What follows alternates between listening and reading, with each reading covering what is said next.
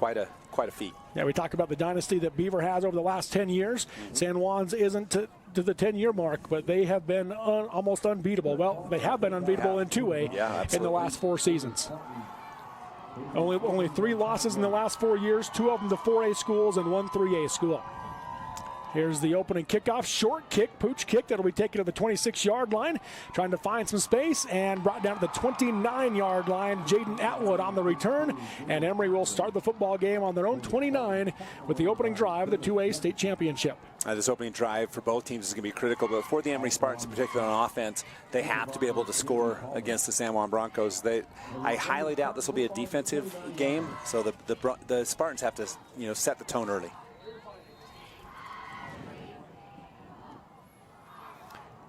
Shotgun formation for Gilbert.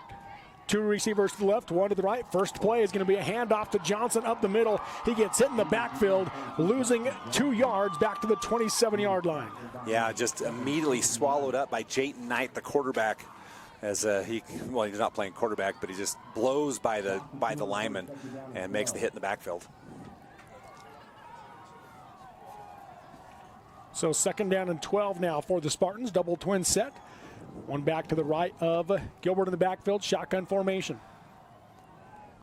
San Juan showing pressure. Takes a snap, does Gilbert. Throws the out route. That one's going to be caught. Brought down after a short gain on the pass to Braxton Butler to the 30-yard line for a pickup of 3, 3rd and 9. Nope, they're going to put it at the 29, so just got back to the original line of scrimmage. Yeah, and really quick from the outside edge comes Cole Duke, the junior. As and they'll let him catch those passes if they can hold him to 1, 2, 3 yards. Gilbert again, trips left this time, 1 receiver wide right. Doesn't have safety help on that right side. Gilbert takes the snap, drops back to pass, looking across the middle, throws, has Butler open, trying to get to the guard, the gain, breaks the tackle at the 35, stays on his feet. He's going to be right at the marker, says the far side line judge. It looks like it might be enough for a 1st down. I'll tell you what, he is going to make it interesting, as this one is as close as you can get. We'll see. They're moving the chains. First down, Emery on their opening drive out to the 39-yard line. But credit the spin as Butler just, he took the contact, spun out of it, and dove. He got it by inches, but what a great individual play getting the yards after the catch. 1st and 10, Emery. Gilbert trips left, 1 receiver to the right. Takes a snap. Fakes the handoff to Johnson, keeps it himself, and he goes down after a loss of yards on the play. Big play defensively by Jagger Neves. Yeah, that time Johnson actually had a little more open territory. He did, and some good blocking. So maybe that one might have been better to the fullback on that one, but San Juan there both in both cases. Loss of a yard makes it 2nd down and 11. Trips left, 1 receiver to the right. Gilbert again in the gun. 3-man front for the San Juan defense. Gilbert takes a snap, drops the pass, quick pass, timing route. That's going to be, I think might have got even tipped at the line of scrimmage as it misses outside as he was looking for Porter Herdsman. Yeah, really a nice play. I do think it was tipped on the line of scrimmage because he was open. He had the one step. Yep. Yeah, those are timing routes. Just get to the chains, turn around, and catch the ball. Ball got tipped, which messed up the timing. Double twin set again here for the Spartans.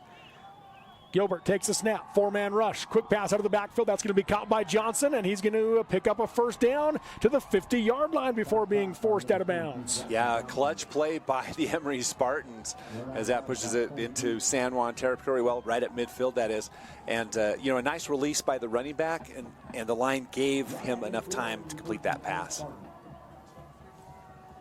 12-yard gain for a 1st down as they are right at midfield. 1st and 10, Emery. 9:30 to go here in quarter number 1 of the 2A state championship. Double twin set. Gilbert with a back to his left in the backfield. Takes a snap. Inside handoff to Johnson with a blocker in place. Has some room to run, and he's going to pick up another 1st down into San Juan territory inside the 40-yard line. Johnson made a nice shutter step as he got to the middle and then just jumped to his right, and that gave him enough space for the 1st down. Really good blocking by both receivers and line for the Spartans. This is as good of a drive as Emery would like to have. It's taking time off the clock while being able to move the football. So that time off the clock is key. It's not allowing San Juan to be on the field offensively. Yeah, and keeps them on the field because a lot of these players will go with the offensive side. Yeah. Empty backfield now for Gilbert. Trips right, 2 to the left. Takes a snap. Drops back to pass. Out route. That's going to be too high for Butler to go get as it falls incomplete. Boy, real close. He did have the step, and that would have resulted in a play of 4 or 5 yards. Just a little bit high on coverage for the San Juan Broncos was Bethea. And Bethea had a big game last week for San Juan. He was just everywhere defensively against Delta. Second down and 10 here at the San Juan 39 for the Spartans. So we talked about Emery wanted to, provide some, control of the clock. They're doing a good job so far in the drive. Yes, they are. They're going to move Butler in motion. 3 receivers to the right. As a result, heavy pressure coming from San Juan on the screen pass. It's going to be caught by Johnson. Breaks the tackle. Gets inside the 35 and brought down to the 32-yard line for a gain of 7 on the play and makes it 3rd and short. Yeah, Jayton Knight had a chance at Johnson. Johnson did a really good job of maintaining balance, spinning out of the tackle, and getting good yardage. Brings up a 3rd and short, which is a lot better than what it looked like. So 3rd down and 3 at the San Juan 32. Trips right, 1 receiver to the left. That's Abrams in single coverage. Johnson to the left of Gilbert in the backfield. Shotgun formation. High snap, gives to Johnson. He has nowhere to run, though, as he's bottled up for a loss of a yard. Back to the 33, 4th and 4 for the Spartans. Yeah, 4th and almost 5 as it goes back even further. But no one bid on that one. The draw play, not a bad idea, but 3 Broncos there to 1 lineman. There was no chance. The Broncos brought the heat, but they stayed in the space, caught the draw. So here's your first big transition down as 4th down. Yeah, 4th and 5. They moved it back to the 34-yard line, as you mentioned. Trips right, 1 receiver to the left. Again, no safety over the top to help with Abrams. He's their deep threat. They looked at him. Gilbert now has to roll. Throws across the middle, and that one's going to be incomplete. Turnover on downs. Nearly intercepted, but the turnover on downs is better for San Juan anyway, as the Broncos defense holds. Yeah, no doubt. Really great. This is a coverage incompletion, as there was nothing. Even that ball was just trying to be pushed into an area with two defenders. So great defensive stop by the Broncos. So San Juan starts on their own 34-yard line with 8:04 to go in the first quarter of this 2A state championship. Knight in the pistol formation. 3 receivers bunch to the right. Inside handoff to Bethea. Has blockers, cuts back inside, and he'll get up to the 40-yard line for a gain of 6. The luxury for Bethea is he's able to just kind of wait and pick his space. There was really no one for at least 3 or 4 yards. Good tackle by the Emery Spartans, but he had plenty of space. Knight quickly back at it. Double twin set. Takes a snap. Runs the option. Pitches it out to Neves. Has room to run a 1st down and more across the 50, and he'll go out of bounds at about the 45-yard line on a tackle by Porter Herdsman. Yeah, Knight did that perfectly. He made the player take that 1 step towards him, and then no one there to cover the pitch man. So a 16-yard gain for Neves. 1st down to San Juan. Knight runs the option again. Pitches it out to Neves. Gets to the 40. Bounces to the outside. Breaks a tackle. Makes a man miss. Gets inside the 35-yard line for another 1st down to the 33. Same exact play. They just run option left, option right. And the problem with that is that there's no cornerback coming up respecting the pass by Knight. And so no one there. It's easy sailing for the Broncos running back on the edge. Knight takes a snap. Here comes the inside shovel pass as he gets it to Ivins. Ivins tries to get to the edge with a stiff arm. He'll be brought down by Herdsman for a short gain. That was a great open field tackle by Herdsman. As Knight, the running back is Neves. Neves can run right through that. He made a great ankle tackle. 4-yard pass there to Ivins on the shovel pass, and now going to be a false start, I would say. Yeah, both the umpire and the side judge threw it, so it will be a false start on San Juan. So first penalty of the game goes on the Broncos. It'll take them back to the 34-yard line to make it 2nd and 11. Yeah, it was kind of an awkward play. Half the linemen stood up, so it might have been the center that time. Number 66, 5 yards, and 2 second down. That's who they called it on. So 2nd down and 11, back at the 34-yard line for San Juan in Emery territory. Now the umpire coming on to say, got to be off the ball for a minute. Knight looks to the sideline. Neves moves to his right. 2 receivers stacked to each side. Knight takes a snap, rides the handoff, going to give it to Neves, and he has brought down a big-time tackle up the middle by Blake Sitterud for the Spartans. Yeah, beautiful tackle. As Neves, no chance to get away from that one, no chance to stutter step. He went straight down with the Emery pressure. Loss of 2 on the play. Makes it 3rd and 13. Knight now drops the pass on a double twin set. Looks across the middle, throws downfield, and overthrows the intended target, Bethea, as it falls incomplete. Good coverage by Bo Stilson. And Jackson Johnson. Johnson step for step as he came across the middle. Really nowhere for Knight to throw. 4th down. Again, shotgun formation. Hard count by Knight. Nobody jumps. Double twin set here with Neves to his right in the backfield. 6:30 to go here in quarter number 1 of the 2A state championship. 4th and 13 for San Juan. Knight drops the pass, looking across the middle, throws across the middle, has a man. Does he haul it in? Yes, he does. Inside the 10, down to the 6-yard line as he connects with Ivans for the 1st down. Yeah, Ivans just breaks to the open, cuts to the middle. Knight, all kinds of time, under no pressure whatsoever, delivers the ball perfectly to Ivans. 28-yard gain. Knight now, quick pass. That's going to be caught on the outside by Bethea. Makes a man miss, breaks the tackle into the end zone. Touchdown, Broncos. Yeah, 8-yard touchdown pass from Knight. And, the Broncos, just like that, surgical as they scored their first touchdown. With the reception. Brenton Bethea. The 8-yard touchdown reception, and Coach Christensen immediately said, we're going for 1. But now they've changed it up. They're going to go for 2 as they go pistol formation, inverted wishbone. Knight takes a snap. Handoff goes to Neves. Neves follows the blockers, head first into the end zone. 2-point conversion is successful. And with 6:14 to go in the first quarter, it's San Juan 8, Emery 0 in the 2A state championship on TeamHive.live, powered by Centricom, V6 Media, ETV, and KSL Sports.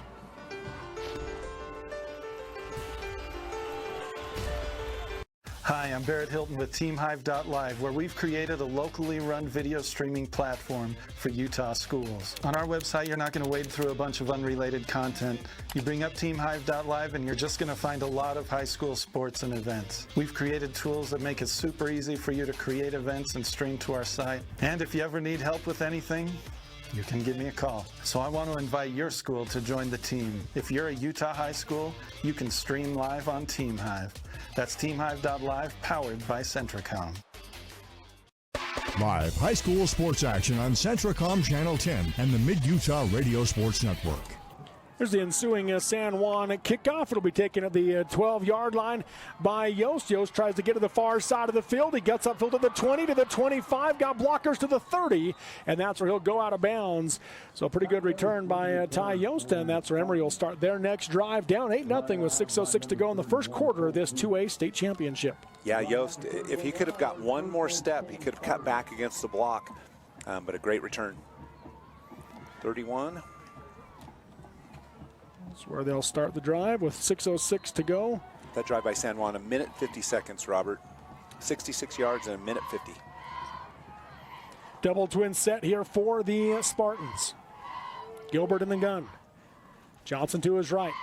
Heavy pressure. He throws right side to Yost. Makes the catch. Got a block. And he'll be tripped up at the 35-yard line. Actually, that was Herdsman on the catch. Yeah, Deacon Mangum with a nice block on the outside, taking out the cornerback. They're going to put it at 34 for a gain of 3.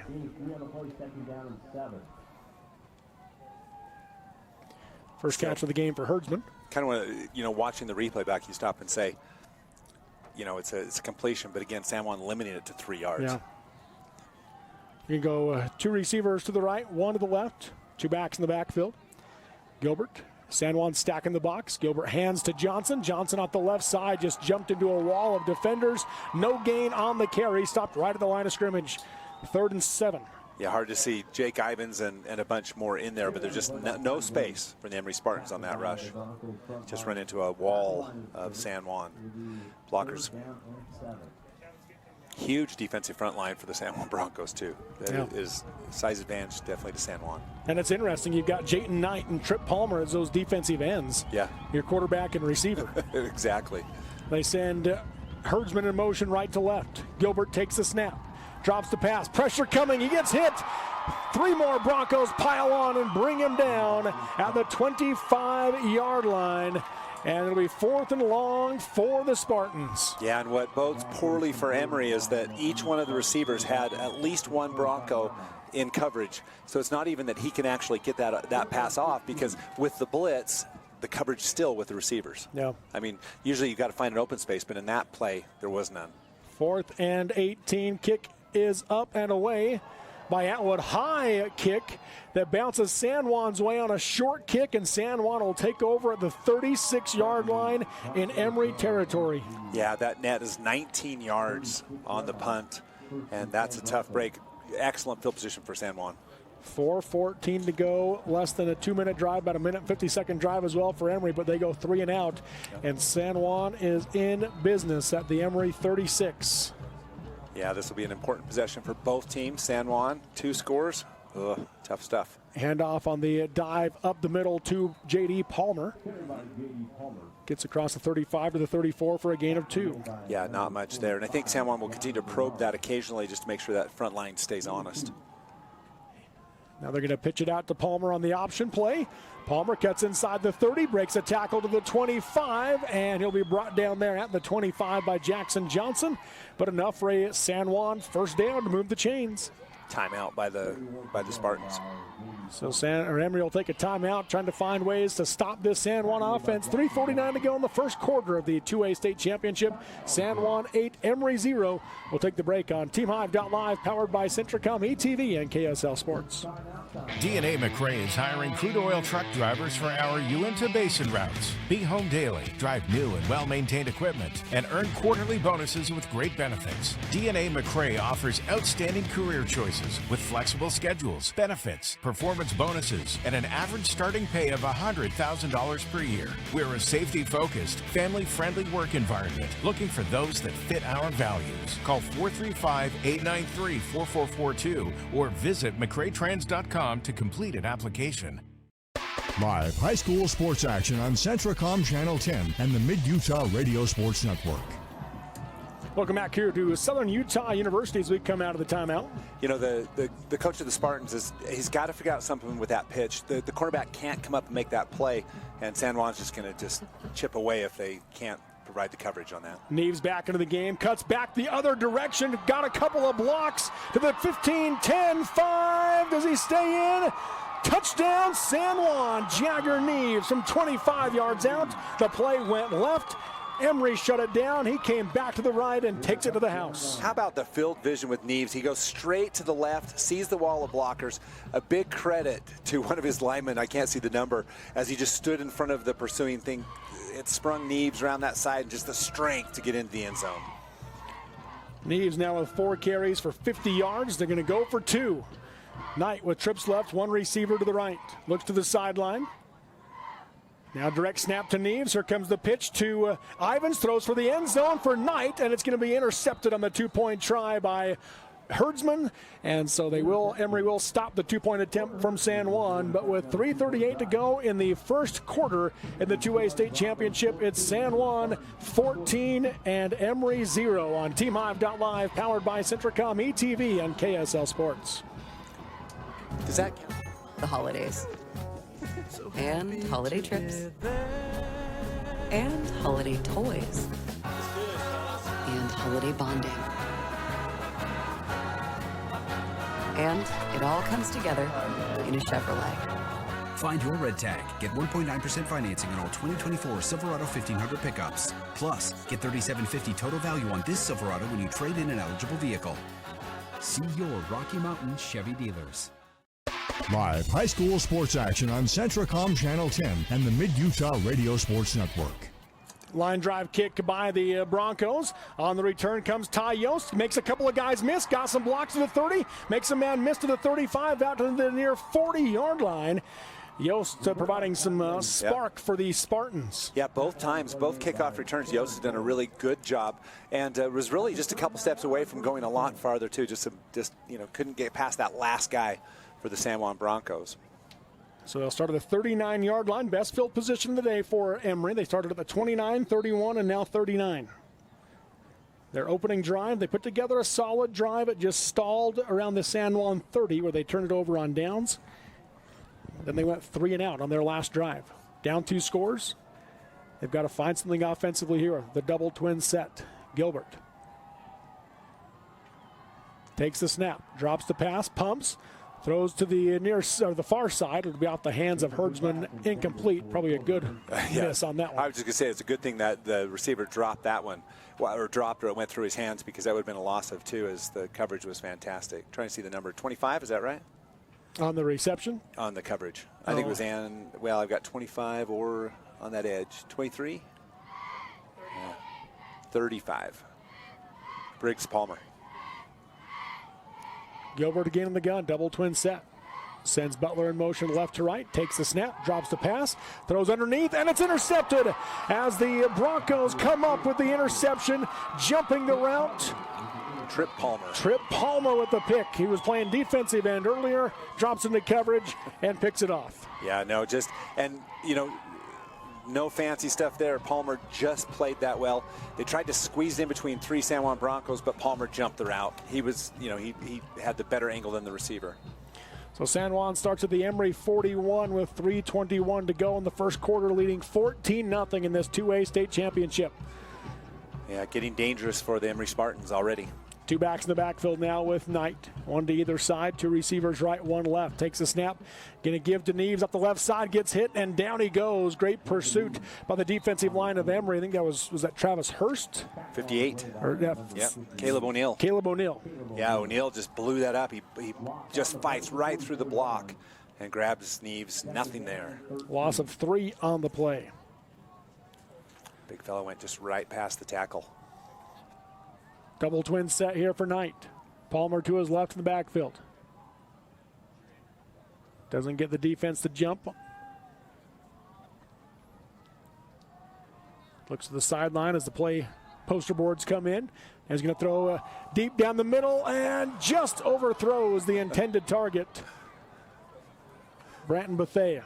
Bethea does a flip trying to catch the ball. Might have been for more style points than anything, but he was open. He broke into the clear, and there's your somersault. That was pretty well done. Yeah. His gymnastic teacher should be proud of that.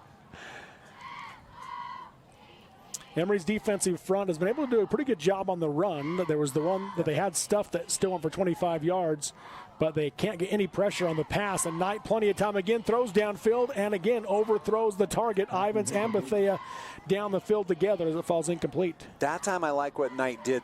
Those receivers were covered. There were 3 Emery Spartans to 2 San Juan Broncos, and he threw it the only place that the Broncos could accelerate and catch that ball. So 4th down and 13 for San Juan. They're going to go empty backfield, 3 receivers to the left, 2 to the right. Knight in the shotgun formation. 5 yards deep.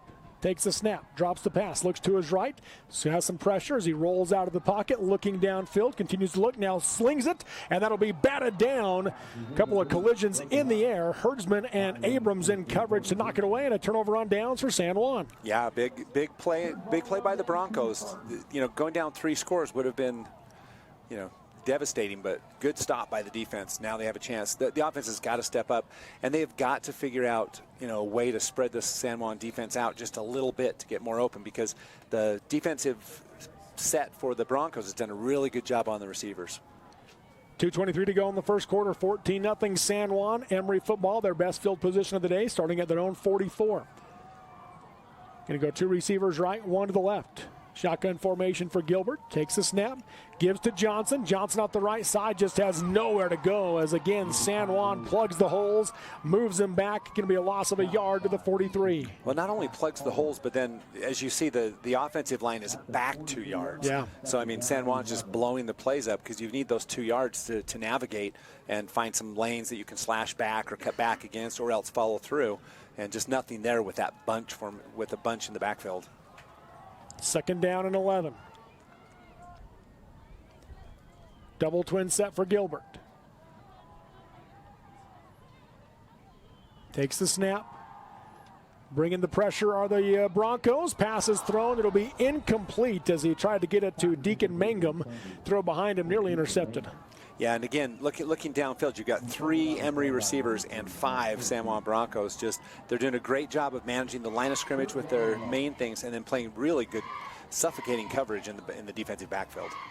3-man front for San Juan, but they brought pressure with 5 on that one. They're showing 5 here again. Double twin set. San Juan does, well, they jumped, but the umpire ended up throwing the flag, which he wouldn't have the angle on the defensive offside. So we'll see what the call is here. He almost has to call it offensive because he can't see the line. Yeah. San Juan definitely jumped, but neither of the line judges moved through the flag. See what the call is here. Looks like they're going to call it on Emery. Yep, they will. I don't know. That's, you know, we can't see either from our vantage point, but it looked like to me that the Broncos came across. Even the Bronco thought he came across because he dropped his helmet and, you know, said so. That'll take him back to the 38-yard line. But officially, he did not jump.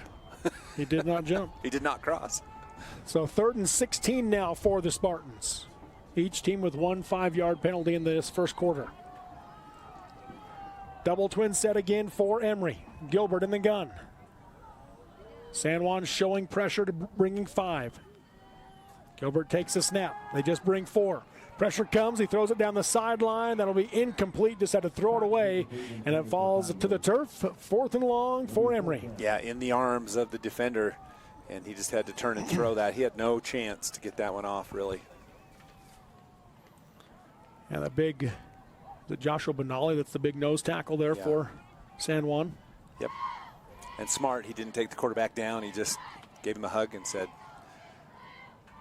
Punt team out for Emery, nearly blocked, but he just got it away to Atwood, and that's going to bounce to the 33. Flag on the play. Yep, back at where the kicker is. It'll be running into the kicker.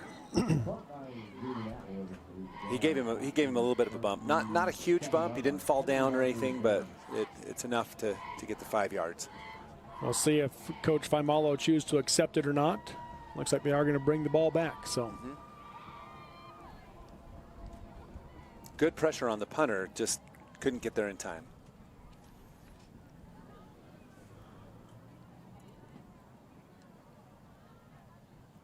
Running into the kicker on the defense, 5-yard penalty, repeat 4th down. So that'll make it 4th and 11.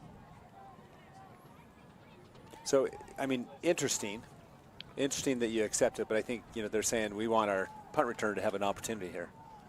Well, no, it's Emery that accepted it, and they got a good punt away, much better than their last one. So now they're going to run the fake punt on 4th and 11. They go to Yost, and he's going to be 6 yards shy, 5 yards shy of a first down, brought down to the 49-yard line, and San Juan takes over in Emery territory.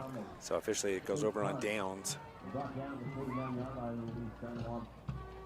Tough break for the Spartans. And a short field for the San Juan Broncos. I don't think you ever want to give San Juan a short field if you can help it. But I mean, you're already down 2 touchdowns. I don't. Trying to find something. You got to find something. 1st and 10 at the Emery 49. 3 straight possessions for San Juan that start in Emery territory. 2 receivers to the left, 1 wide right. That's Montello to the right. Knight takes a snap. Inside shovel pass to Ivans. Ivans gets hit and brought down after a gain of a yard on the play. Yeah, Hadfield. He just fought off the block, grabbed the running back, and held him to no gain or a gain of 1. Little shovel pass for 1 yard gain.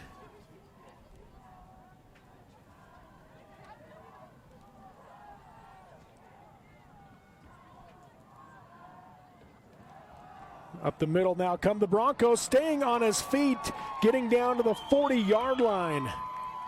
Yeah, Knight just takes it. He just hesitates, then goes back into the line of scrimmage, follows the big wall of blockers. Great blocking. And you can see, just goes forward and then drags a couple players. Another quarterback keeper. And he will pick up the first down this time as he gets inside the 40-yard line down near the 35 for a first down.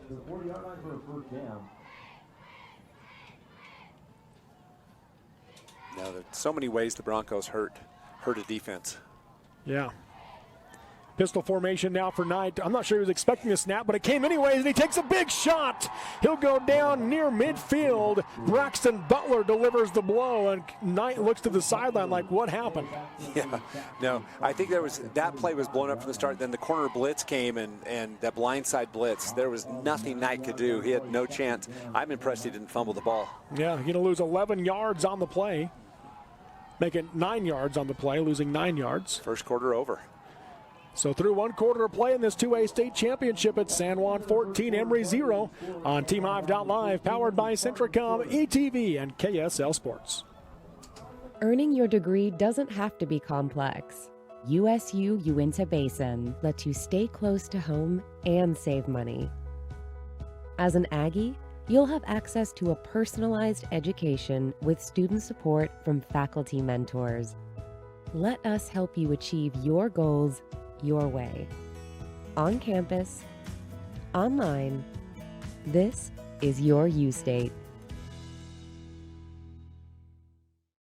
Live high school sports action on Centricom Channel 10 and the Mid-Utah Radio Sports Network.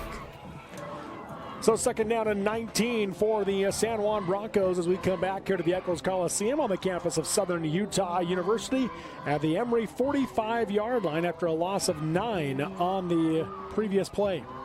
Yeah, then Knight took the blow, didn't seem to be bothered, but it was a vicious blindside hit. Empty backfield for Knight. 4 receivers to the right, 1 to the left. He's going to throw underneath off the hands of Montella. I think the sun caused some problems right there as it was right in the light. You're exactly right. I think that was that. He looked up, the sun was right there, but he had nothing in front of him. That would have been, 6 points, I would guess. The way San Juan and Emery does it as well, San Juan maybe just better at it as they bring a lot of receivers to one side and they just, 2 or 3 of them know they're only blocking. They're not ready to catch a pass. Knight now steps up, throws down the sideline, and nearly caught by Neves. Good coverage, though, by Braxton Butler as it falls incomplete. Yeah, Butler did a good job. Neves did exactly what a receiver's supposed to do, is come back to the ball. The quarterback threw it up. A lot of faith in his receiver. If he's not going to catch it, he felt like, Neves would knock it down. So 4th down and 19. And whistle blows. Timeout by Emery. Knight was getting ready to just punt that one away. But Emery's going to call a timeout with 11:50 to go here in the second quarter. We're going to keep it right here at the Eccles Coliseum at Southern Utah University with San Juan leading 14-0. Emery using their second timeout of the first half. San Juan still has all 3 timeouts remaining. And again, earlier today, Rich won the 8-man state championship, back-to-back titles for the Rich Rebels in that in the 8-man classification.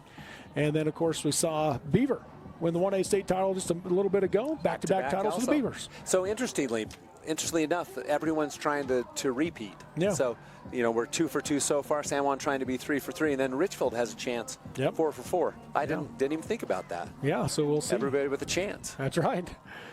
Double twin set here again for San Juan as we come out of the timeout. Knight with Neves to his left. Takes a snap. He is just going to go a quick punt. Nobody back to receive for Emery. Bounces inside right down inside the 10-yard line to the 9 is where it's going to stop, and that's where San Juan will touch it down. Emery will start their drive at the 9-yard line with 11:37 to go in the first half, down 14-0. So, Emery's steadying in. It was 2 quick scores by the San Juan Broncos. Emery's been able to hold the Broncos out of the end zone the last couple of possessions, but they've got to get the offense going. Yep. And the defense has done its job the last 2 series. Now for Coach Romalo and the offense, time to start putting some yards back up on the board. And again, their opening drive, they had a good drive going. It just stalled in San Juan territory. Yes, it did. Trips right, 1 receiver to the left. Gilbert in the gun. Takes a snap. Going to give the handoff to Yost in the backfield, and he is brought down immediately by Trip Palmer at the 7-yard line for a loss of 2. Yeah, no chance whatsoever. Palmer just in the backfield. He blew by the lineman and almost hit the running back at the same time the ball was handed off. Yost, no chance. That might have actually been McNaughton on that one. It was. McNaughton there. We've got to talk to Coach Christensen about these jerseys because they're impossible to read. No, the 5 and the 6, I looked on the replay to check. It's a nightmare. Trips right, 1 receiver to the left. Again, Gilbert in the gun. takes the snap, drops the pass, pressure coming, throws the out route. That'll be caught by Abrams, out of bounds at the 11-yard line for a gain of 4. Make it 6, excuse me. A gain of 4, but Montella out there on that side, just, he knew exactly where the markers were, and limited the yards after the catch. Make it the 14 for a 7-yard gain, on the pass to Abrams. First reception of the game for Abrams. And that makes it now 3rd down and 5 for Emery. At the 14, need to get to the 19. Trips right, one receiver to the left. Shotgun formation for Gilbert. Heavy pressure by San Juan. They threw it on the sideline for Abrams. Incomplete. He was able to get a half a step, but the ball a little bit thrown inside, and he couldn't quite get to it. Yeah, maybe just a little bit of panic with the pressure as the wide receiver. If he could have thrown that on the inside and just up just a bit, the wide receiver had all the advantage on that. Instead, it's 4th and 5 after the incomplete pass, and the punt team will come out for the Spartans with Jaden Atwood.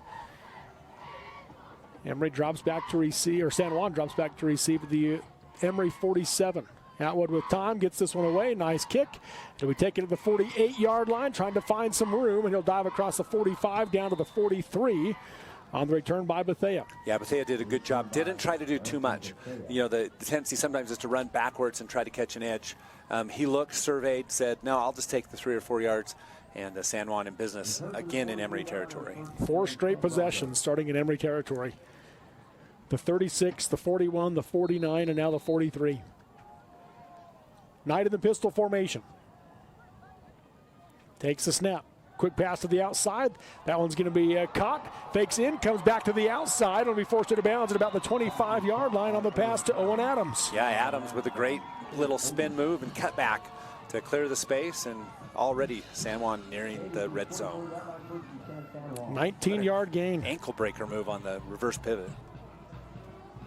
Knight again. Takes a snap, throws across the middle for Adams. That one's going to be incomplete. Flag flies. They're going to get pass interference on the play. Yeah, Oveson just riding the back of the receiver just a little bit early. I watched him like, oh, and the flag comes out. He was behind. I think without it, it's touchdown. So not the worst penalty. Not that penalties are ever good. It's just not the worst one.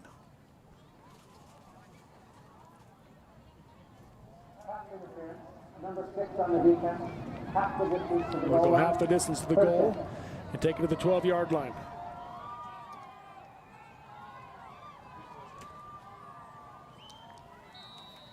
See on the replay as we watch it. Yep, just a little early. Knight takes the snap now. Is going to hand to Neves. Neves up the middle. Makes a man miss to the touchdown. End zone for Jagger Neves as the Broncos add to their lead. Jagger Neves makes that look effortless as he just made one sidestep in the middle of the play, and then it was straight to the end zone for Neves. Second of the game already for the junior. 16 seconds on the drive, Robert. Now Palmer on for the extra point. And the flag will fly as they got, I believe, Emery to jump. Yes, it is. So we'll see if Coach Christensen wants to go for 2 now as they move a half the distance to the goal. He's stopping and looking. Nope, offense is coming out. They will go for it.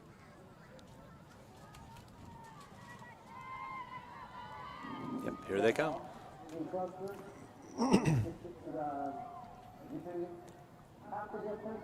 They actually don't have Knight in the backfield.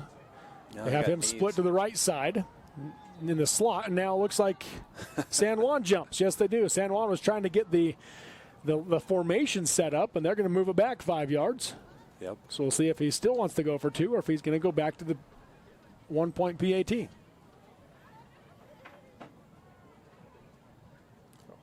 Looks like they're just going to decline it and go. Or are they just waving it off? They must have decided to wave it off. Okay. Yep, so they wave off the penalty.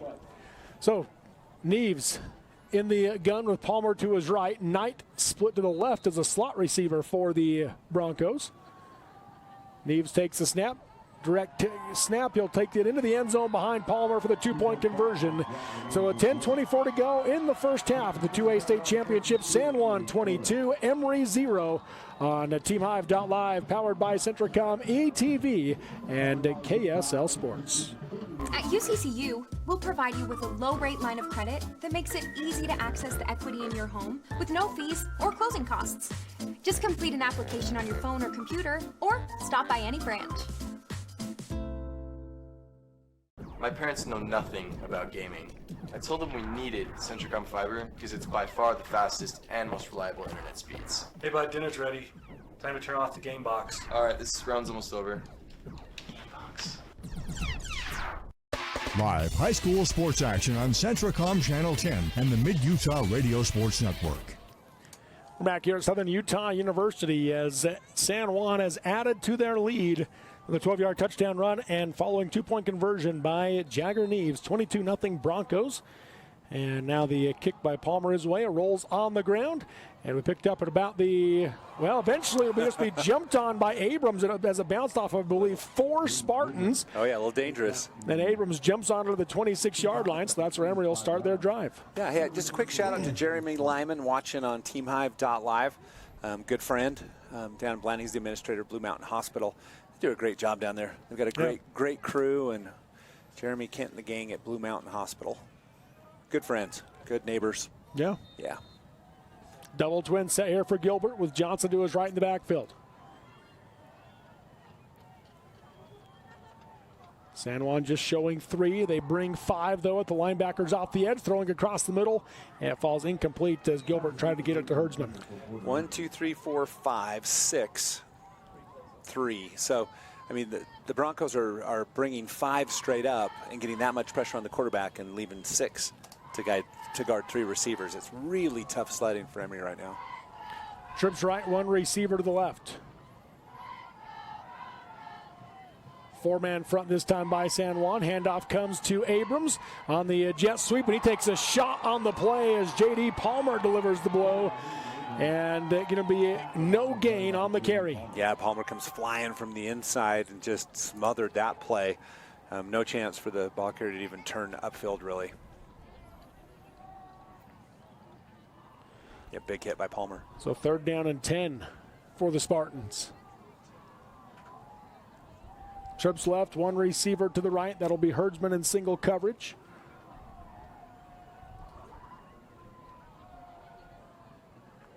Gilbert takes the snap, drops the pass, pressure coming, moves to his left. McNaughton on his back, he throws it away as it falls incomplete. 4th down for Emery. Yeah, running for his life again. Just too many Broncos after the quarterback. No time to really set and set his feet, as he's got to be on the run. He's got like 1 count, maybe 2 counts, and then he's got to be on the run, reducing the efficiency of the passing. So 4th and 10, and Atwood back on for the punt team for Emery as Bethea drops back to receive at his own 41-yard line. Atwood a high punt. San Juan's going to let that one bounce. Kind of just bounces sideways, and it'll be touchdown at the 44-yard line. So for the first time in the last 5 drives, Emery or San Juan will start on their own side of the field. Well, there you go. At the 45. Still great field position, but definitely not as good as it's been. Really short possession there by Emery as they only took 59 seconds, or a minute 1 off the clock, excuse me. Actually, I think their longest is 2 minutes. The longest possession that I see. Yeah. Handoff goes up the middle to Palmer. Palmer breaking some tackles. Gets across midfield down to the 49-yard line for a gain of 6. Yeah, it just follows that big offensive line for the Broncos. Really not touched a whole lot until he gets the yards. Good blocking. You can see great blocking downfield. 3 receivers to the right, 1 wide left. No safety over the top. Knight takes the snap, going to give it up again. And this time Palmer nowhere to go. He'll be pushed back at his own 49 for a loss of 2. Yeah, try to get a number. It's either 59 or 69. I'm going to say 59, Tice Larson. Yep, Tice Larson with the tackle. Looks like it is 8. Must be Caleb O'Neill that's out there. Knight drops the pass, looking across the middle, now going to throw deep to the sideline. Coming back for it is Adams, and he couldn't quite reel it in. Ovison in coverage downfield. Yeah, not bad coverage, and he might have got away with an offensive pass interference, just pushing a little bit right there at the end. But hand fighting the whole way, and the official talks to the defensive back. So it makes it 4th down and 6 now for the the Broncos. Trips right, 2 to the left. Empty backfield for Knight. Hard count. Emery doesn't jump. Looks to the sideline as the play calls come in. Poster boards, hand signals, everything goes up. I want to know how those work, Robert. Knight drops the pass, going to look across the middle, throws, caught by Adams, takes a hit, but he has enough for a first down to the 41-yard line. Yeah, Olsen played that really well. It's just a matter of just, the perfect pass on a dead run. He didn't have to adjust his route at all. I called that Adams. That was actually Middleton, Corbin Middleton with the catch. You're right. And actually on coverage was 21 Yost for Emery. Gain of 10 on the play. Handoff comes near side to Neves, got a block, cuts upfield, gets another block to the 20, 15, 10, nobody's going to catch him. Jagger Neves to the house from 41 yards out, 28-0 San Juan. The hat trick for Jagger Neves, and he made that look easy, just simply made a couple small adjustments in his rush, great balance, saw the field, and beautiful blocking on this edge. It was number 40. J.D. Palmer. Is it J.D. Palmer? Yep, 40. J.D. Palmer with a pancake block on the edge that really sprung the touchdown. 100 yards rushing now for Jagger Neves. The extra point is up and good by Palmer. So with 8:13 to go in the first half of the 2A championship, it's all Broncos. San Juan 29, Emery 0 on TeamHive.live, powered by Centricom, ETV, and KSL Sports. I'm Dr. Brandon Beck, and I'm one of the general surgeons at Central Valley Medical Center. One of the best parts of my job as a general surgeon is to interact with a wide variety of people. And many of those people have experienced chronic conditions or painful things for many years. And there is nothing better than helping them to work through those conditions and to have an improved quality of life. I'm happy to be back in Utah at Central Valley Medical Center serving the people in our community. Live high school sports action on Centricom Channel 10 and the Mid-Utah Radio Sports Network. We're back here at Southern Utah University. Short kick again by San Juan, and on the return there for Emery. I don't have an 85. I don't either, but he did return that ball. Did a good job. Decent field position. But it's all Broncos right now with 8:07 to go in the first half. Yeah, the Broncos showing exactly why they are a machine. Just dominant. Multiple play sets, runs, passes, short passes, attempts at long passes. This is a very talented team. This senior group has known nothing but state championships. That is true. Since they entered high school.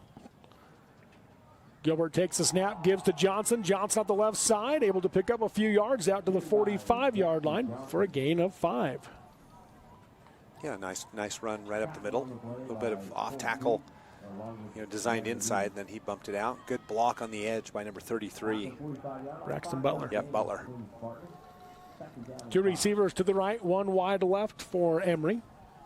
At their own 45-yard line, 2nd down and 5. They'll move Mangum from the right side to the left. Fakes the handoff, does Gilbert, drops the pass. There's the screen, he gets it to Butler, but Broncos are all over the backfield. Going to be a loss of 5, maybe 6 on the play to the 39. 3rd down and 11. Yeah, Bethea and Neves just blew that up, and then throw in number 31 on their Cold Duke, and the Broncos just blew that up. It was well executed play, Broncos just blew through all the blocking. So 3rd and 11 now for the Spartans at their own 39-yard line. Double twin set for Gilbert. Sends Abrams in motion left to right. Takes the snap, rolls to his right, steps up in the pocket, throws off the hands of the intended receiver, and it's caught by Herdsman into San Juan territory to the 40-yard line. Hey, whatever works, Robert. Intended for another receiver, but great concentration. That is a very tough pass to catch. After the tip ball, but great concentration by number 23, Porter Herdsman. Second catch of the game for Herdsman for a gain of 21.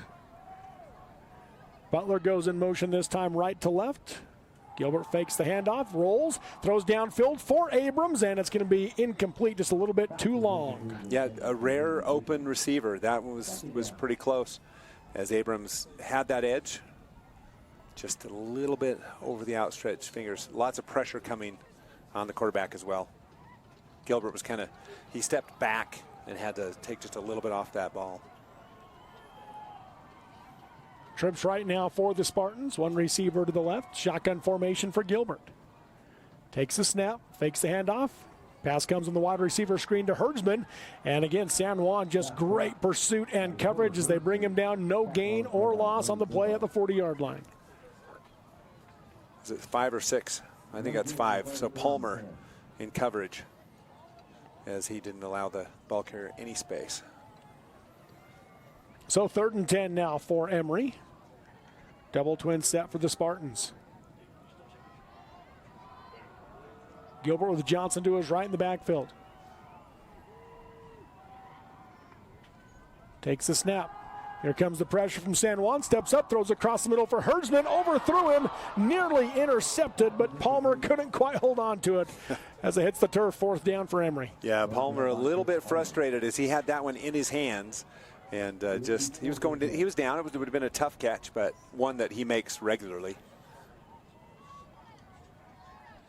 Yeah, it just broke to the ball and went off his hands. Big 4th down for Emery. 4th and 10 at the San Juan 40. Herdsman goes in motion right to left. Gilbert takes the snap, moves to his left, rolls, pressure coming, gets it off to Herdsman. He'll be brought down for a loss of a yard to the 39 and a turnover on downs for the Spartans. Yeah, just too much pressure on that outside edge, and then he had to throw short, so even complete, not even close, really, a loss on the play. Yeah.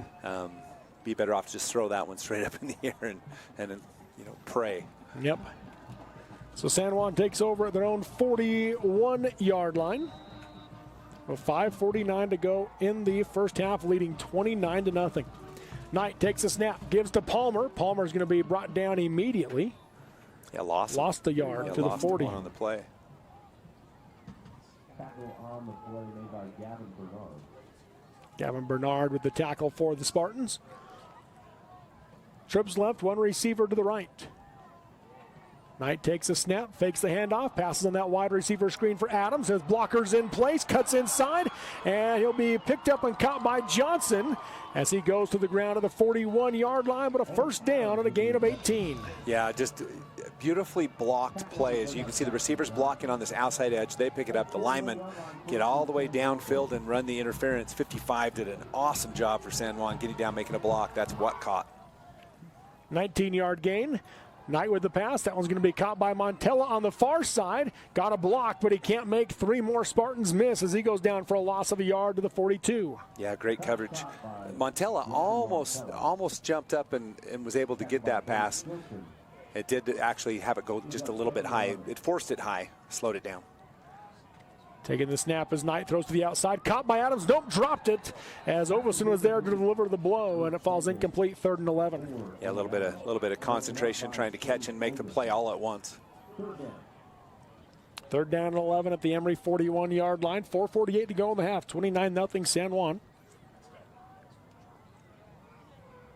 Receiver wide right. That's Montella. Now Bethea goes with him, so double twin set here for Jayton Knight with Palmer to his right in the backfield. Emery showing pressure. They bring it. Screen pass. That'll be caught by Palmer. Palmer tries to get to the edge and just gets tripped up by Ty Yost. It'll be 4th down and a yard for the Broncos. Yeah, Yost with a touchdown-saving tackle as he was the last player in the way of a touchdown. Great play nonetheless.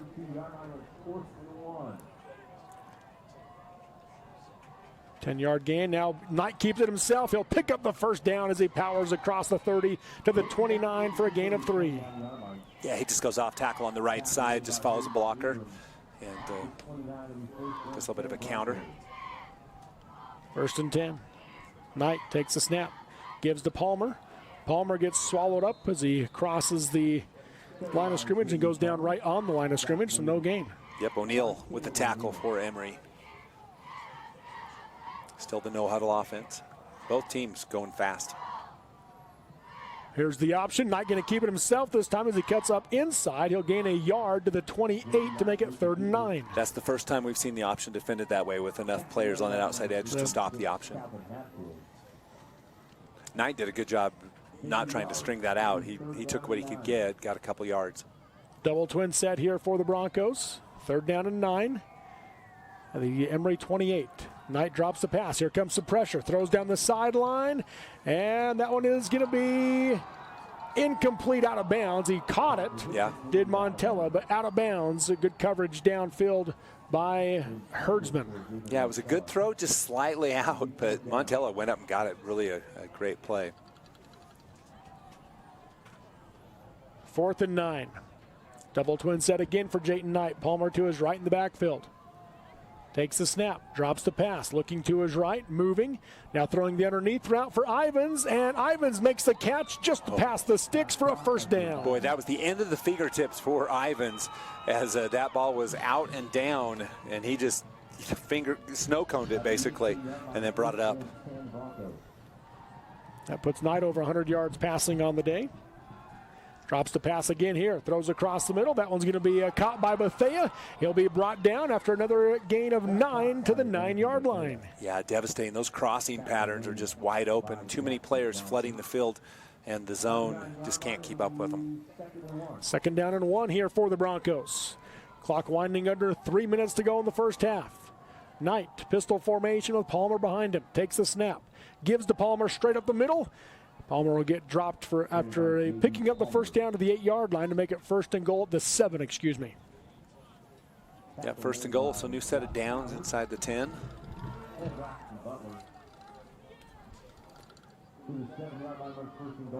Call comes in from the sideline. 2:40 to go in the half. Double twin set again for Jayton Knight. Takes the snap. Fakes the handoff, going to throw across the middle. That's caught by Bethea into the end zone. Touchdown, San Juan. 35-0 with a PAT pending. Wow, what a play. Just a beautiful pass. That was a touch pass. I mean, the touch on the pass was incredible. And, you know, the coverage wasn't bad at all. Just the receiver didn't have to slow down, just put out the hands, caught the touchdown. Palmer on to kick the extra point.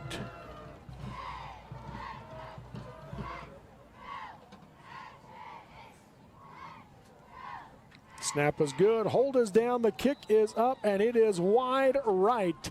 So a 2:32 to go in the first half of the 2A state championship at San Juan 35, Emery 0 on TeamHive.live, powered by Centricom, ETV, and KSL Sports.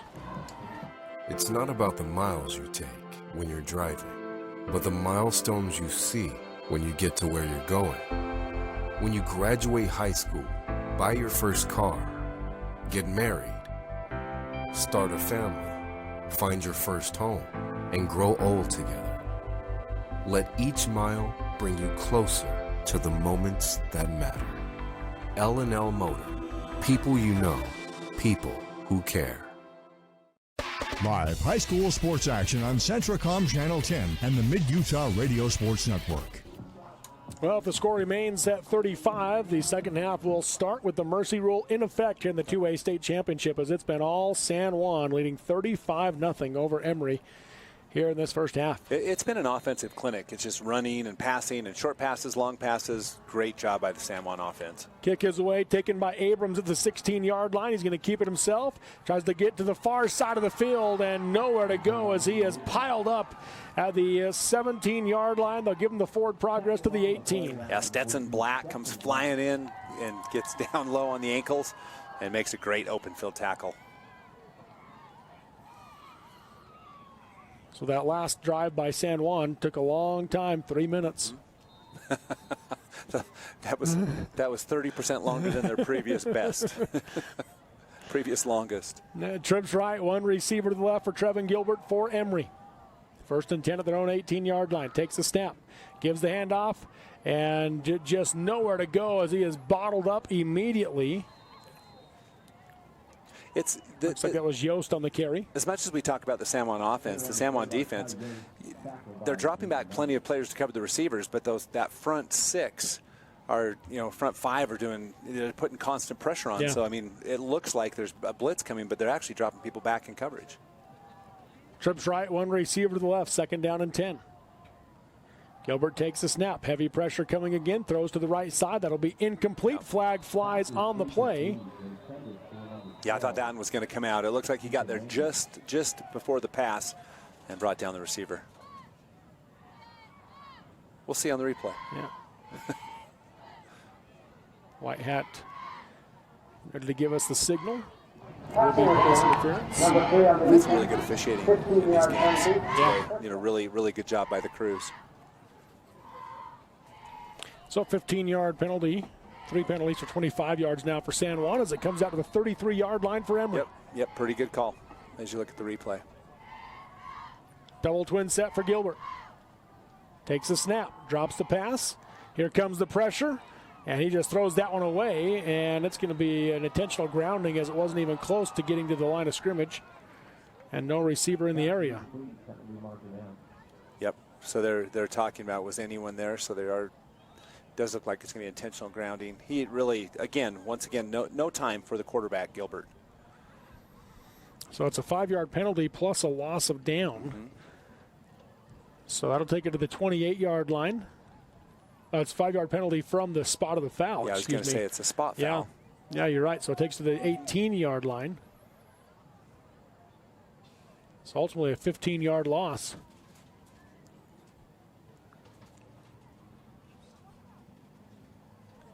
Nope, now they're going to mark it off from the 33. So we'll be. All right, never mind. They decide to waive off the intentional grounding. I guess maybe they're saying Ty Yost was technically eligible right there. Actually, do you know what? The receiver was right there. That was a good call. So 2nd down and 10. Double twin set here again for the Spartans with 1:48 to go in the half.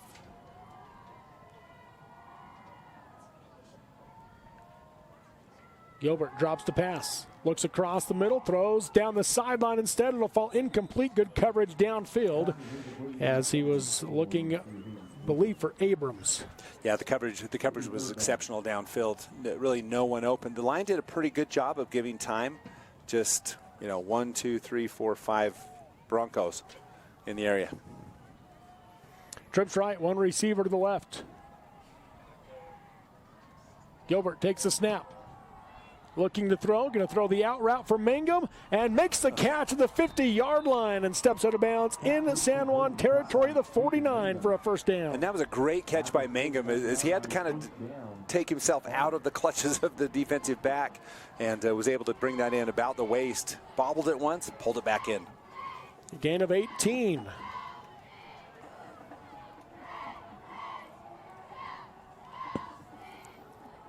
Trips right, one receiver to the left. Gilbert will again take the snap. Comes the pressure, throws down the far sideline, has a man through his hands. Abrams couldn't hold on.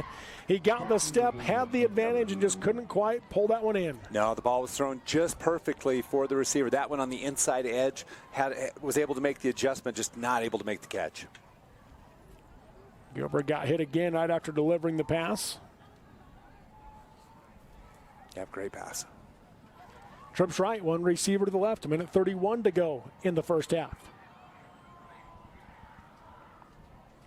Gilbert drops the pass. Pressure coming from Knight on the screen pass. It's going to be batted around, and eventually it goes to the ground. It'll be ruled incomplete, but it bounced off about 3 or 4 bodies, staying in the air for several seconds. Yeah, no, you got to watch this one on the replay as that ball was in the air longer after it hit the first receiver. Bounces off the helmet, then the leg. Now 2 players hit it. Another one hits it. It goes up in the air and then down to the ground. Now a flag comes in.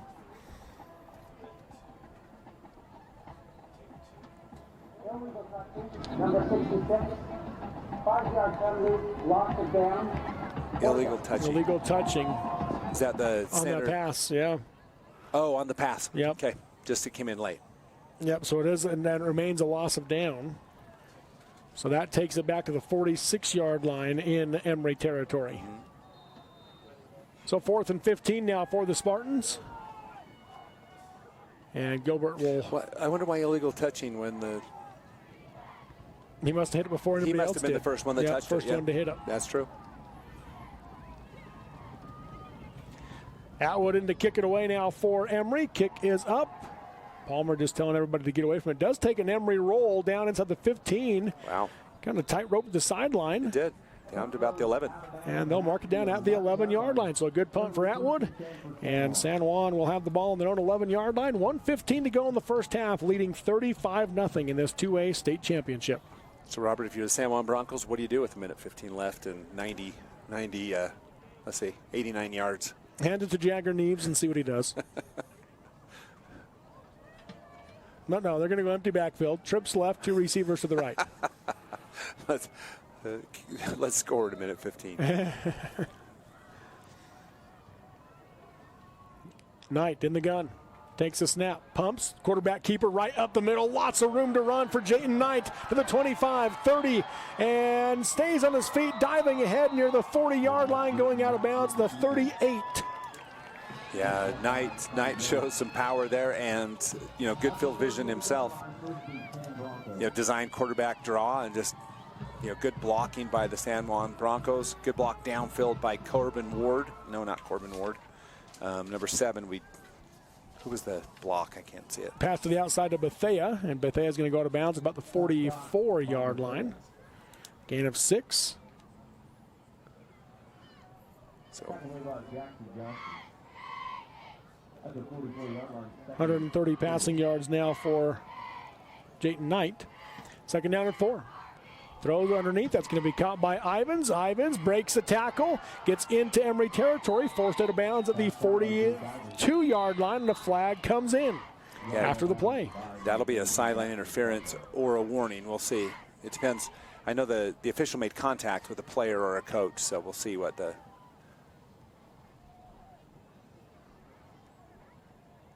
Oh, it might have been something said. Something after the play, yeah.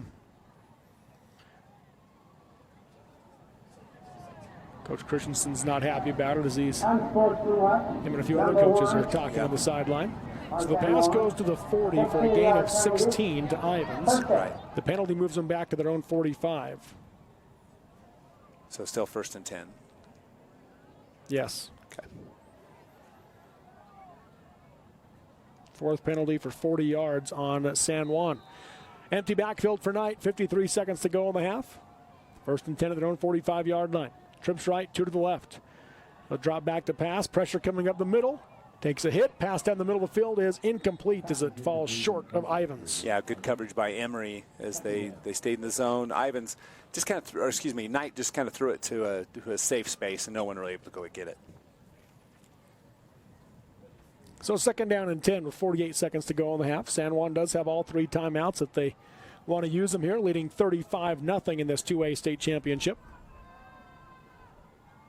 Trips right, 1 receiver to the left. Knight takes the snap.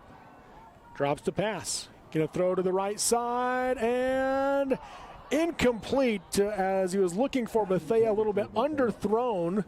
Actually hit the defensive back, I think, in the back. Yeah, Stilson was running with the receiver, hit him in the back, and almost caught by the other defender. Shoulder pads, and nearly intercepted.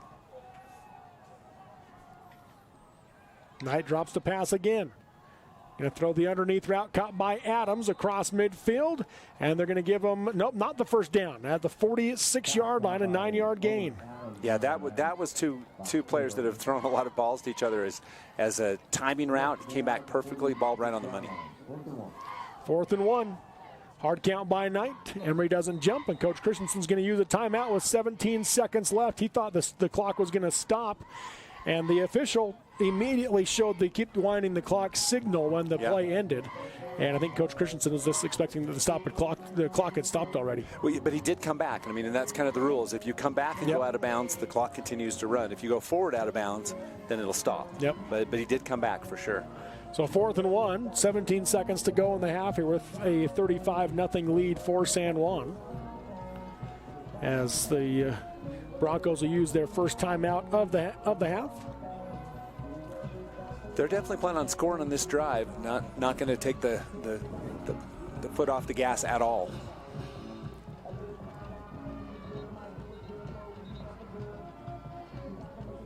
You can see the difference between the sidelines, how many players San Juan has here compared to the Emery sideline. Unbelievable, isn't it? 4th and 1. Trips left, one receiver to the right. Knight drops back to pass. Steps up, has plenty of time, now moves to his right. Throws down the field, and that one's going to be batted down. Ty Yost with the play defensively, and the Broncos turn it over on downs. Yeah, great coverage and an athletic play by Yost as he just went in just at the right time, knocked it down, didn't try to intercept, which was a smart play, and it will be Emery's football. Knight does a good job extending that. Just Emery dropped a lot of players in coverage. I mean, Knight had forever to throw. Now, if you're Coach Faimalo, are you trying to take a shot here with 9 seconds left, or content to go into the locker room? Down 35-0, why not? Yeah, why not? I say why not? Just I think time for conservative stuff is over. Just, you know. Yeah. The problem is that Gilbert hasn't had any time to throw, so he can't throw a Hail Mary from the end zone because he's not got that long to do it. Trips left, one receiver to the right. Gilbert takes a snap. Quick pass for Herdsman. That's going to be caught, and he'll go out of bounds at about the 40 or the 38-yard line for a first down, and only 1 second came off the clock. I might have to fix that. And here comes the back judge to talk about it. They will fix it. They put it at the 38 for a 16-yard gain.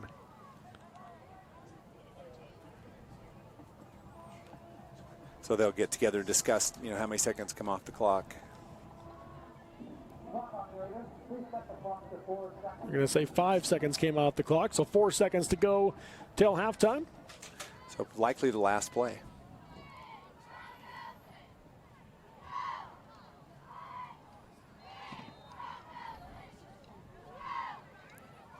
San Juan looks like they've dropped into the prevent. 6 back. 5 rushing. Empty backfield for Gilbert. Trips right, 2 to the left. Gilbert takes a snap, steps up to throw. That one's going to be caught by Butler. Goes out of bounds, but the clock has run out as he goes out of bounds at the 22-yard line, and that'll be how the first half comes to an end, with the San Juan Broncos leading 35-0 over the Emery Spartans in the 2A state championship. We've got your halftime show when we come back here to the Eccles Coliseum on the campus of Southern Utah University on TeamHive.live, powered by Centricom, ETV, and KSL Sports. This is Nate Christensen at Zions Bank. We're not just your bank, we're your neighbors. And with a branch right around the corner, we're here for you wherever you are. For all your personal and business banking needs, come visit us and let us show you how Zions Bank is for you. These days, kids do a lot of their homework online. They talk to their teachers, they receive assignments, and they do research, all from our kitchen table. That's why I chose Centricom Fiber Internet. They have the fastest and most reliable connection, so my kids can stay on top of their schoolwork. Mountain Land Supply of Roosevelt is your local employee-owned and operated solution for plumbing, heating, and cooling, waterworks, agricultural irrigation, landscaping irrigation, power equipment, pumps, tools, and safety. Discover the difference a knowledgeable and friendly staff can make for you. With thousands of products and brands you know and trust, Mountain Land Supply has what you need when you need it. Call, click, or come into Mountain Land Supply of Roosevelt and let us help you move mountains. Since 1947, Barney Trucking has built a reputation of unparalleled customer service and satisfaction in the trucking industry. Barney Trucking is now hiring drivers statewide, including Beaver, Millard, Sevier, Sanpete, Juab, Carbon, Emery, Utah, and Salt Lake counties, as well as many other locations. The job includes a home daily schedule, excellent pay, benefits, training, retirement, a positive work environment, and requires a Class A CDL license with doubles endorsement. To apply, go to barneyjobs.com. That's barneyjobs.com. Jones Paint and Glass has been serving the Utah community since 1938. We love the communities we serve, not only in Utah, but through our network of dealers outside of Utah as well. It is our passion to be able to turn people's visions for their homes into reality, whether you're updating your current home or bringing the visions of your new home to life. Jones Paint and Glass is here for all of your paint and glass needs. When you hear the crash,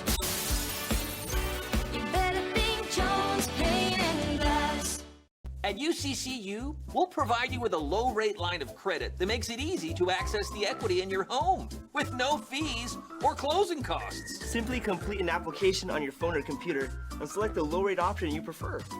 and then sit back and enjoy the peace of mind that comes from knowing you have a low-rate line of credit. Ready for whatever life throws at you. To learn more or start your application, visit uccu.com or stop by any branch. Have faith. Have faith. Believe in your source. Have faith. Have faith. Have faith. Believe in your source. Have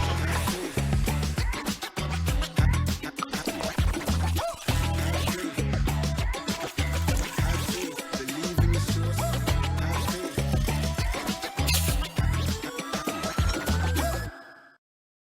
Live high school sports action on Centracom Channel 10 and the Mid-Utah Radio Sports Network.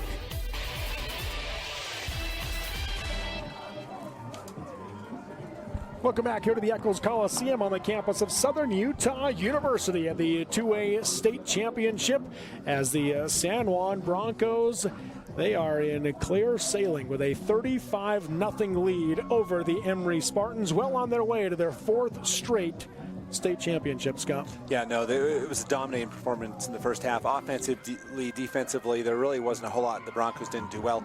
On the offensive side of the ball, they did about what they wanted. I mean, they had a couple possessions that didn't work, but overall, short pass, long pass, running, fakes, it just all worked for the Broncos to score the 5 touchdowns. On the defensive side of the ball, they have the luxury of having just, the 5 guys up front, the 4 guys most of the time, 3 guys sometimes, and still getting, pressure on Gilbert, which leaves him nowhere to go. So, the combination of those two things makes, it almost impossible for the Emery Spartans to stop this machine that is the San Juan Broncos. Yeah, I mean, they are just playing incredible football right now. They are. Is it San Juan, and a dominant first half leading 35-0, which again will mean that the running clock will be in effect to start the second half. Yeah, and for the rules, they have to get back within 21 Yep.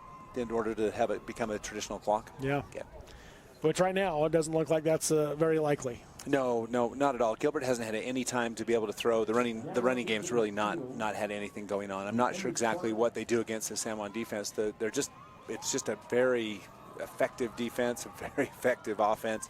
San Juan's, there's a reason they haven't even been touched in their classification. Right, yeah, and they're showing that here today with a 35-0 halftime lead over the Emery Spartans. A couple of different drill teams, one for each school, entertaining the crowd here at the break. We just saw the San Juan drill team, and now the Emery drill team will entertain the crowd here at this 2A state championship at the Eccles Coliseum at Southern Utah University. Appreciate Brad James. He's here with us again today, providing our stats for us. And so we'll take a look at, first off, the team stats here at the break. And on the team side of things, as far as total yardage goes, it is, as you expect, all San Juan. 311 yards of offense for San Juan in the first half compared to 110 for Emery. Emery does 5 rushing yards. 105 passing yards for the Spartans, and then San Juan pretty balanced. 162 yards on the ground, 149 through the air. Yeah, unbelievable balance, and that's it's what we've been talking about. Great job by San Juan. Let's look at those individual numbers, Scott. All right, first for the visiting Emery Spartans, you've got you mentioned it, a net of 5 yards on the ground, so not anything really going. Johnson does have 12. 3 for Yost, but nothing else. Minus 10 for the quarterback Gilbert with the sacks. Through the air, Gilbert is 13 for 28 for 105 yards. That's really the only offense. Receiving, Herdsman with 43 yards on 6 receptions. 18 for Butler with 3 receptions. 2 receptions for 19 yards for Jackson Johnson. And then Mangum 18, Abrams 7. So that rounds out your yards for the Spartans. San Juan Broncos, 100 yards on the money. Net for Jagger Neves. Jayton Knight, 34 yards. J.D. Palmer, 17 yards. And Jake Ivins, 5. Bethea with 6. 13 for 25, 149 yards. 2 TD passes for Jayton Knight. Yeah, well, again, you called it earlier, an offensive clinic, and that's exactly what they're doing, and defensively, too. I mean, they're just getting the job done everywhere. Yeah, no, this is a very solid football team. I would love to see the champions have like a college football playoff. Yeah. The 1 through 3A. Yeah. Not the 4 through 6. Let them have their own. But like the 1 through 3A, wouldn't that be a fun tournament? Yeah. There would be. Just go into early December. San Juan's not afraid to play 4A schools either, or Richfield and Morgan. Yeah. And of course Beaver, they continue consistently play 3A, and used to, when Canyon View was still 4A, they were playing 4A schools consistently. So.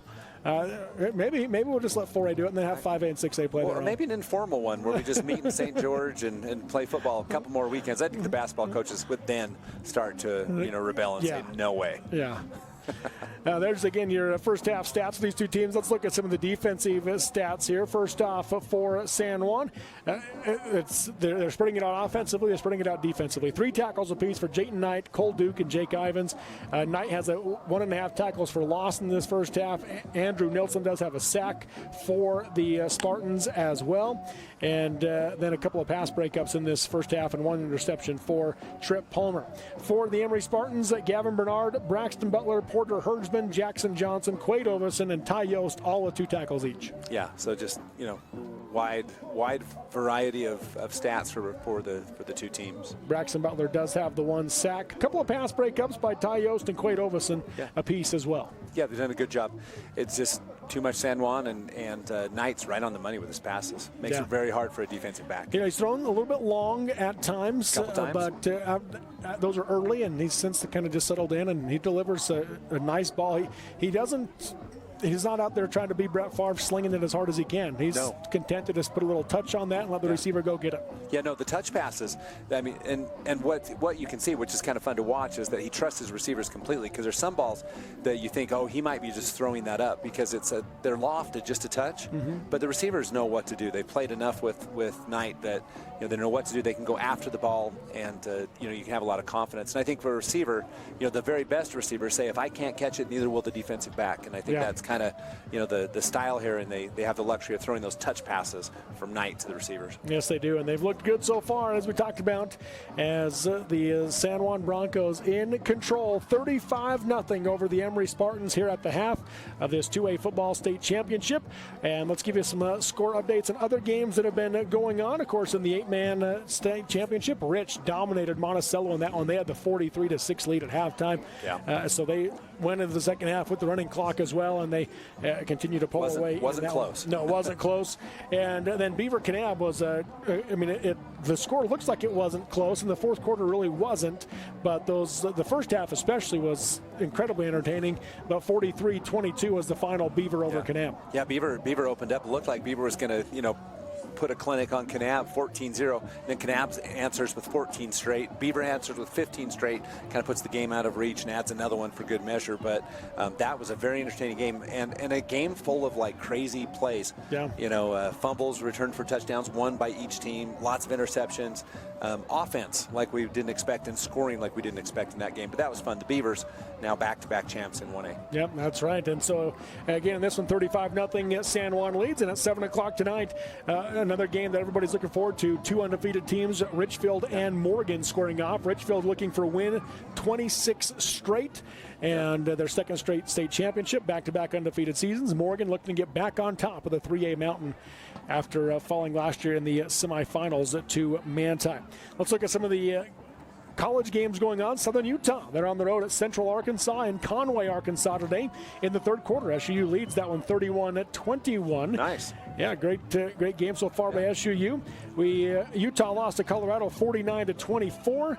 And Utah State beat Hawaii 55-10. Good win for the Aggies there. Utah Tech was winning the whole game, ends up falling to West Georgia 34-31 at home. Oh, dang. Down in St. George today for Utah Tech, so they just fell there. Weber State getting ready in about a half hour to kick off against Idaho.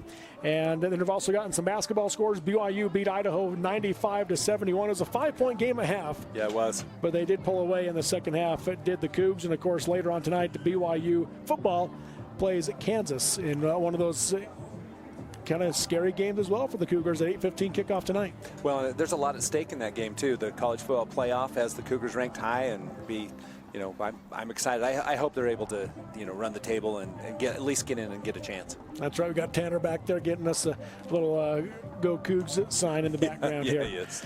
Once again, this is the half of the 2A state championship, and it is San Juan 35, Emery 0. We'll take a break and come back with the second half next year from the Eccles Coliseum on the campus of Southern Utah University on TeamHive.live, powered by Centricom, ETV, and KSL Sports. This school year will be different. This year, I'll do my assignments on time. I will listen to my teacher. I solemnly swear. I won't eat any glue. I'll do my homework every night. Every night. Research? No problem. School? I got this. This year will be different. Visit Centricom.com to power your education with the best internet experience. Everyone succeeds with School to the Power of Centricom. Quicksand Inc. is a general freight and dry bulk commodities carrier. We specialize in the hauling of silica sand used in the fracking operations of the oil and gas industry. We deliver with pneumatic, bottom drop, or box chassis trailers throughout the Uinta Basin and Rocky Mountain region. As a urologist, my job includes treating kidney stones, diagnosing, treating prostate cancer, and other disorders of the urinary system. Here at CVMC, specialists and primary care physicians all work very closely together. As a family physician, being able to have continuity of care and direct relationships with our specialists is something we're very fortunate to have here. I'm Dr. David Sewell, board-certified urologist. I'm proud to provide state-of-the-art care here at Central Valley Medical Center. I know. You think underage drinking is wrong. Letting a parrot watch horror movies is wrong. I found you! Underage drinking? That's very wrong. It can harm your learning ability and your grades. When your kids understand underage drinking isn't just wrong, it's very wrong, 9 out of 10 don't drink. In the fast-paced world we live in, every second counts. Whether it's staying productive in your home office or enjoying entertainment with no buffering. With CentraWave from Centricom, experience ultra-fast, next-generation, reliable internet that keeps your whole family connected. CentraWave by Centricom. Fast, reliable, everywhere. Get connected today. Visit www.centricom.com/CentraWave or call 1-800-427-8449. Rely on women's healthcare you can trust. I'm Heidi, Director of Women's and Newborn Services. Ashley Regional Medical Center has cared for generations of women in the basin for more than 80 years. Our dedicated Women's Center provides routine well woman care, obstetrics, 3D mammograms, and ultrasounds. With a team of physicians and a certified nurse midwife that offer around-the-clock care in our birthing center and level 2 NICU, we're here for you when you need it most. We know women's care. We know the basin. Learn more at ashleyknowsthebasin.com. Live high school sports action on Centricom Channel 10 and the Mid-Utah Radio Sports Network. Welcome back to the Eccles Coliseum on the campus of Southern Utah University as we get ready for half number 2 here with San Juan leading 35-0 in this 2A state championship. And the bad news gets worse with the Spartans because San Juan gets the ball to start the second half. Yeah, they ended, well, Emery ended up with the ball. So, San Juan gets a chance. And I think, look, the game's not over yet. 35 points, it's prohibitive, but there's a chance, Robert. There's a chance, and it's a running clock, which makes it even more prohibitive. Yeah. But this is a passing team, so I mean it could be, you've seen crazier things. But if you are Emery, what's your goal when you come out into the second half? Obviously, you're still out there saying we're going to try to win, but what are you doing if you're Coach Romalo here to try to be able to keep things up for your kids? All right, let's see what we can do. Let's just get better, kind of move into the offseason. Tightening things up. I think you execute and you compete. And I think you leave that taste in your mouth as far as like, hey, we competed to the final horn, and we did our best. Here comes the kick. It'll be an onside kick, and it's not going to go 10 yards, and there's a false start. So they're going to move it back 5 and re-kick it. I actually think the whistle did blow, and that's why nobody tried to jump on the ball, including San Juan. So that was actually a really good onside kick. It did end up hitting an Emery player before it got to the 10 yards. Yeah. But again, the false start happened first.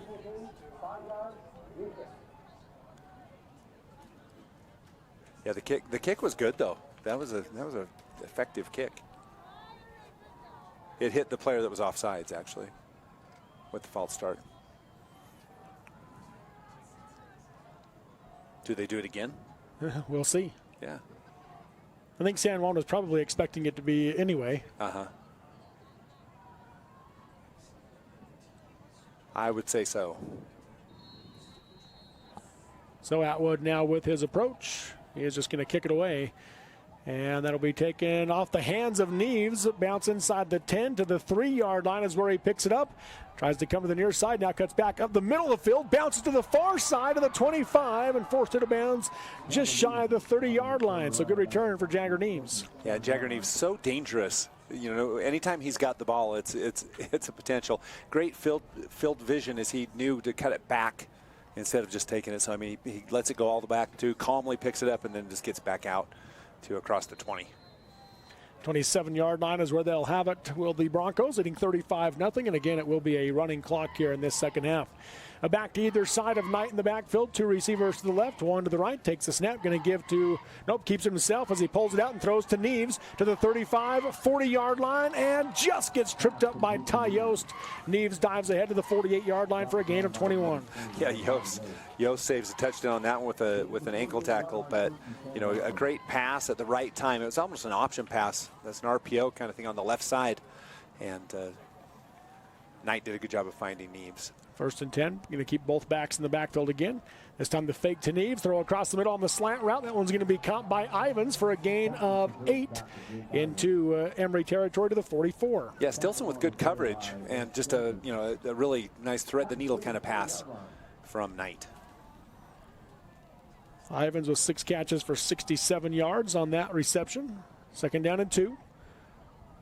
Knight takes a snap. Fakes the handoff, rolls the pass, throws out of the backfield for Palmer, has a first down to the 40, 35-yard line down to the 34 is where he'll go out of bounds. Yeah, just surgical as they're just finding little spots in the zone, taking what the zone offers and just dinking it way down the field, just little shots at a time. 10-yard gain to the 34-yard line. About then they'll throw one over top. Yeah. Again, they'll stay 2 receivers left, 1 to the right, 2 backs in the backfield. Knight takes the snap, rides the handoff. This time gives it to Palmer with Neves as a lead blocker, and Palmer just ran into a wall and nowhere to go, no gain on the carry. Yeah, no space at all for Palmer as he ran into a good push by the defensive line. 58 in there. O'Neal. Yeah, he's been big. Bills as well. 8 carries for 16 yards on the day for Palmer. Back either side of Knight. Sorry. Handoff comes to Neves on the near side, cuts back inside, makes a man miss to the 25, 20, lowers the shoulder, and it'll be Stilson that brings him down at the 19-yard line. Yeah, you said makes a man miss. Just did a great job of just that one little cut inside and left the ball carrier diving for his ankles, but coming up empty. 1st and 10 at the Emery 19 for the Broncos. 2 receivers to the right, 1 to the left. Knight takes a snap, gives to Palmer off the right side. Palmer tries to bounce out, and he'll be wrapped up and eventually brought down at the 15-yard line for a gain of 4. Yeah, Palmer follows his blockers on the right side and does a good job just picking his way forward for a short gain. Good job by number 45 for the Spartans, Bernard. 2nd down and 6 now for San Juan. Clock winding under 9 minutes to go in the 3rd quarter. Knight drops the pass, pumps, was looking for the end zone, now throws for the end zone for Adams and Ovison. What are they going to rule here? I don't know. This could go either way. They're calling it incomplete, and they will throw pass interference flags. On who? I think it's going to be on Emery. That's my guess. My guess I was trying to decide if he caught it. Yep. They do determine an incomplete pass. It will be pass interference on the Spartans. I thought he caught it too. I didn't see it hit the ground live. The result of the play is an incomplete pass. Pass interference. Number 6 on the defense. So that was a designed almost like that's a basketball screen pass where the receiver did a great job of holding position, allowing him the only path to the ball, which resulted in the pass interference call. So 1st and goal at the 7-yard line now for for San Juan. With 8:39 to go in the 3rd quarter. A back to either side of Knight. Takes a snap. Hand off to Palmer. Palmer cuts in the middle to the end zone. Touchdown, San Juan. Wow. 7-yard touchdown for Palmer. And just like that, San Juan goes down the field. They took quite a bit of time, 3.5 minutes off the clock. It's a running clock, but still, 3.5 minutes for the Broncos. And, what a beautiful mixture of short pass, long passes. Just a great job by San Juan. So Palmer on now for the extra point. This is Tripp Palmer after J.D. Palmer scored the touchdown. Tripp is going to miss the extra point wide right. So with 8:31 to go in the third quarter of the 2A state championship, it's San Juan 41, Emery 0 on TeamHive.live, powered by Centricom, ETV, and KSL Sports. Are you a new CDL license holder? If so, Barney Trucking would like to train and pay you to become a world-class truck driver on state-of-the-art equipment. They also provide you with reliable, courteous support, a fantastic wage, paid holidays, solid benefits, home daily schedules, paid time off, an excellent safety record, and respect. Dependable truck drivers have been Barney Trucking's #1 investment since 1947. Start your outstanding career by applying today at barneyjobs.com. barneyjobs.com. Live high school sports action on Centricom Channel 10 and the Mid-Utah Radio Sports Network. We're back here at the Echoes Coliseum on the campus of Southern Utah University. 41-0 San Juan. The ensuing Broncos kickoff taken by Abrams inside the 20. Makes a man miss as he crosses the 20 and gets out to the 24-yard line. And that's where Emery will start their first drive of the second half, down 41-0 in this 2A state championship. Yeah, I think it was Cole Duke stayed home on that outside edge and didn't let the edge get taken by the ball carrier.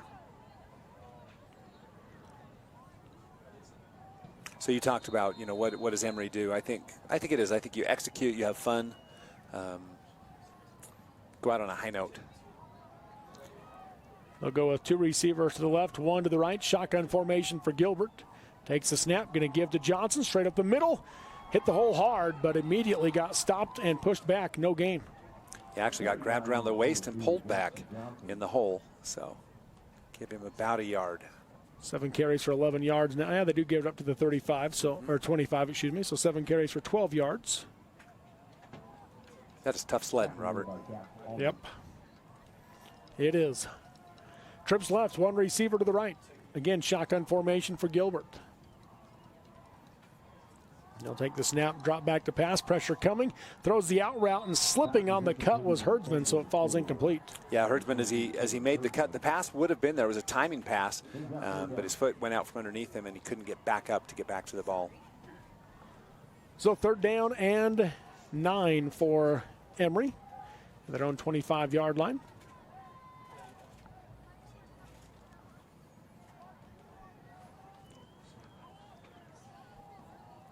Three receivers to the right. They're going to send Butler in motion right to left. Gilbert takes the snap.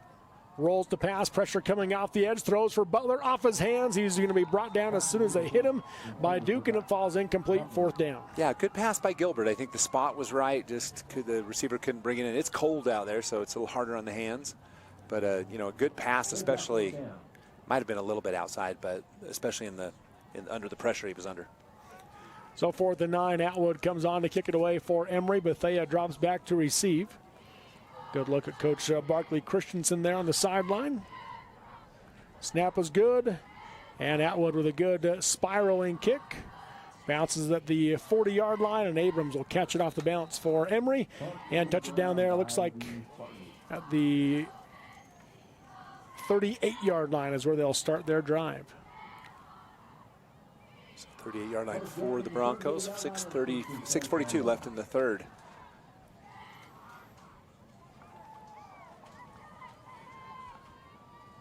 .36 degrees out there. Getting a little cold.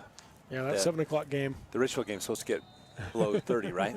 Yeah, it's going to be cold between Richfield and Morgan. Who does that hit? Who does that hurt the most in those 2 matchups? Well, you would think Richfield maybe, but it's been cold. Yeah.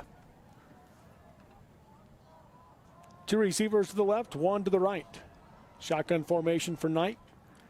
Takes a snap, going to give to Ivans at the tailback position now, and Ivans going to get out to the near side for a pickup of about 6 yards to the 44.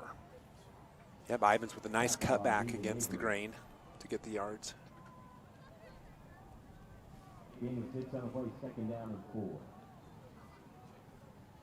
Now Neves back in at running back. 2 receivers to the right, 1 to the left for San Juan.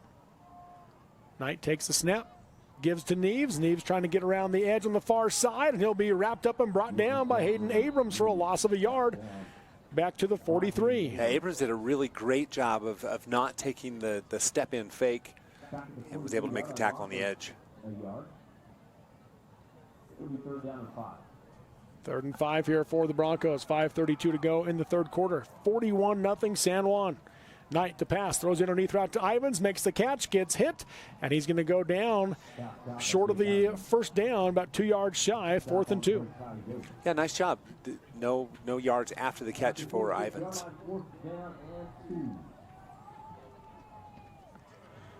San Juan going for it. Knight drops the pass, throws that same route to the near side. Adams, that'll be incomplete, and a turnover on downs by San Juan. Emery takes over in Broncos territory. So good field position, probably the best. This is the best field position of the day for the Spartans, starting at the 46. Yeah, first time they've started in San Juan territory. Okay, that's what I have too, so good opportunity.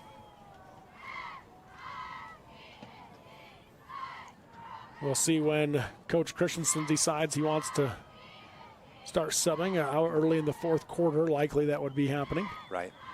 Gilbert with a double twin set. Hard count. San Juan moved but didn't get into the neutral zone. Gilbert drops the pass. Pressure coming. Throws, and that'll be incomplete at the feet of 2 San Juan defenders. Yeah, just too much pressure. Just, you know, in the backfield. Trying to see if that's a 5 or a 6. I can't tell. 5? I believe McNaughton. It's Tripp, right? And McNaughton? I think it's McNaughton on that one. Okay, McNaughton. Yeah. Yeah, it is. It's McNaughton. Just in there so fast. And Gilbert, not really much of a chance. 2 receivers to the left, 1 wide right here for the Spartans. Gilbert going to hand to Yost.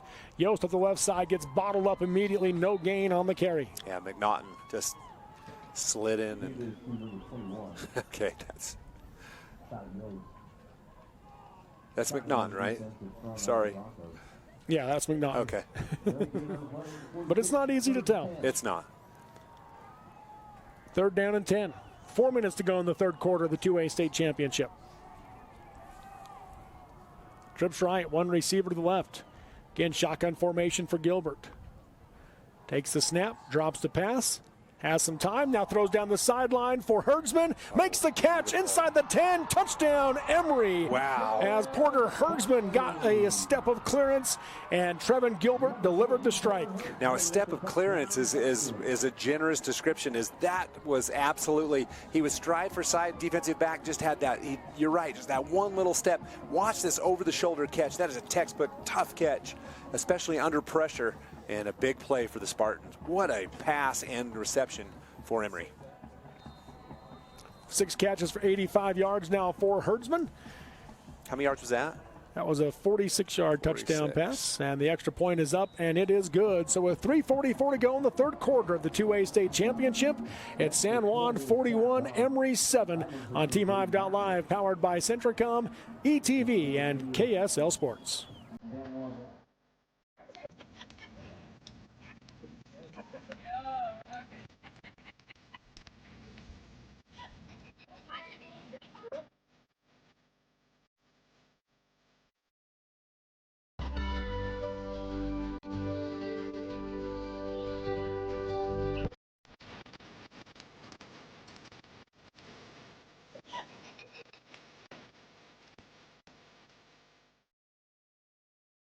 Live high school sports action on Centricom Channel 10 and the Mid-Utah Radio Sports Network. Welcome back here to Southern Utah University. 41-7 as the Spartans get on the board with 3:44 to go in the third quarter. This 2A state championship. And now Jaden Atwood set to kick it away for Emery. Atwood with the approach, does do the onside kick, and San Juan will field that one just across the 50-yard line at the 49. So San Juan takes over. Is that Bratton Bethea on the recovery? Yeah, that's the hands team, and so Bethea, you know, solid when he's catching the ball. He just jumped up. He took a step into the 10-yard zone because it took a good bounce, and he fielded it cleanly. So, San Juan for the 5th time today starts in the Emery side of the 50. Double twin set for Jayton Knight. Takes the snap, running the option, pitches it out left side to Neves. Neves goes backward, and he'll be brought down by Stilson right at the line of scrimmage for no gain. Yeah, good job by Stilson as he, Neves tried to get the hesitation step to get a little bit of space, but Stilson didn't allow it. Good job. 2nd down and 10.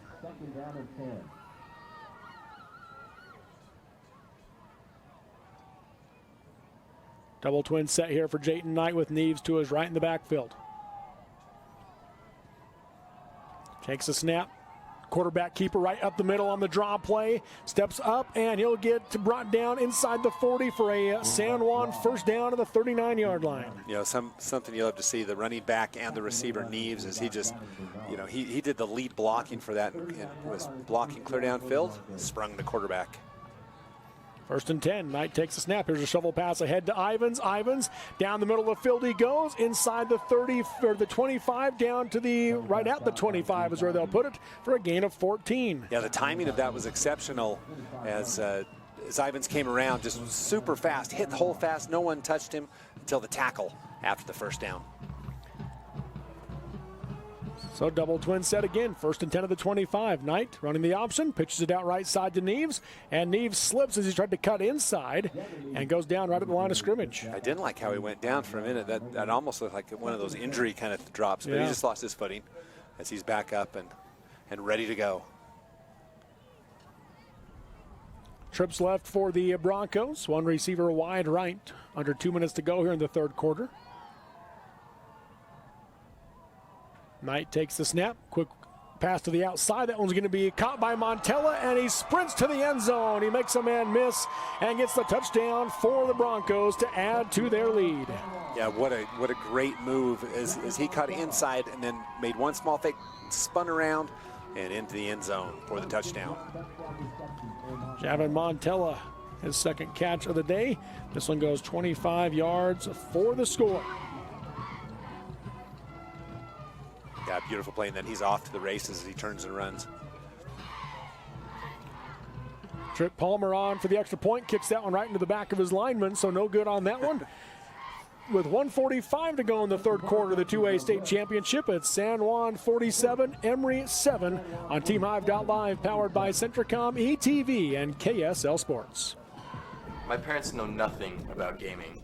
I told them we needed Centricom Fiber because it's by far the fastest and most reliable internet speeds. Hey bud, dinner's ready. Time to turn off the game box. All right, this round's almost over. These days, kids do a lot of their homework online. They talk to their teachers, they receive assignments, and they do research, all from our kitchen table. That's why I chose Centricom Fiber Internet. They have the fastest and most reliable connection, so my kids can stay on top of their schoolwork. Live high school sports action on Centricom Channel 10 and the Mid-Utah Radio Sports Network. 1:43 to go in the 3rd quarter is the ensuing kickoff by the San Juan Broncos. It'll be taken at about the 19-yard line by Stilson. Took a big hit, stayed on his feet, now goes down at the 27, 28-yard line, and that's where Emery will start their next drive. Down 47-7 in this 2A state championship. So Emery playing for some pride, needs to work on some execution. We'll see if Emery starts to substitute as we probably not till the 4th quarter, I would guess. Yeah. It's kind of the challenge because some of your upperclassmen, they don't want to come out. Right. This might be it for them. 2 receivers to the right, 1 to the left for Trevin Gilbert with 2 backs in the backfield. Takes the snap, fakes the handoff, drops the pass. There's the screen to Butler. Butler cuts inside the block. He'll be brought down after a short gain to the 30-yard line and a pickup of 2 yards. That was a great play, but also a great play on defense as well. As it was set up perfect. The fake was good. Just a really good job of pursuit by the San Juan Broncos. And that outside linebacker stayed home and was there for the tackle. 2nd down and 8 for the Spartans.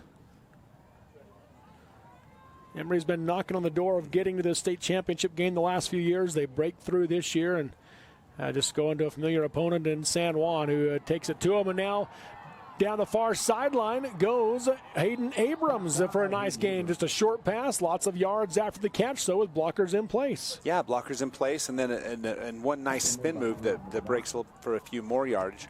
Good block downfield by number 58 for the Spartans, O'Neal. 22-yard gain to the San Juan 48-yard line. This is likely the final play of the third quarter here with trips right, one receiver to the left for Emery.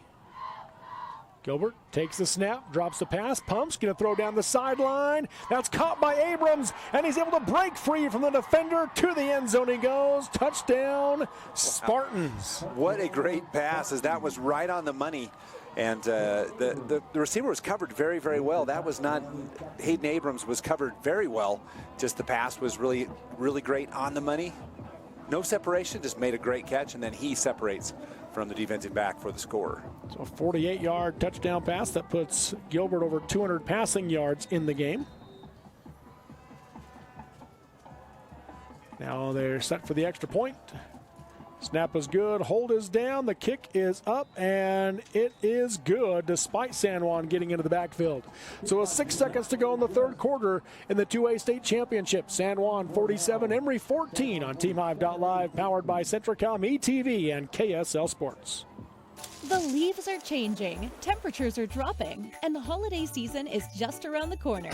Strata Networks wants to help you celebrate with family and friends. From now until the end of November, you have a chance to enter and win one of 9 $200 grocery gift cards. Just enter your number at stratanetworks.com/thanksgiveaway and complete the survey sent through text message. It's simple. Don't miss your chance to win $200. Strata Networks. We connect lives. Welcome back here to the Eccles Coliseum on the campus of Southern Utah University. 47-14, San Juan leads Emery. After Emery able to get a touchdown there on a 48-yard touchdown pass from Trevin Gilbert to Hayden Abrams. Now Jaden Atwood on to kick it away. We'll do the onside kick right up the middle this time, and San Juan recovers at their own 48-yard line. So that's where the Broncos will start their next drive. And the lineman up front on that one is recovering. That one was Cooper Palmer. Yeah, did a good job. Just calmly grabbed it, dropped to the ground, covered the ball, and said, I'm not doing this. I'm just down. I always want to see some of those guys just like take off. Yeah. You know, just run. Why not? Yeah. 23rd possession of the game, is it, Robert? That's what I've got. I believe so. Okay. Knight takes the snap. Rides the handoff, keeps it himself, has room to run on the far sideline. Down the sideline he goes. Ty Yost trying to cut him off. Knight makes him miss all the way to the end zone. Nope, he stepped out of bounds at the... Oh. Where did he step out of bounds at? I don't know. He marked it, and then now there's a flag on the play. Yep.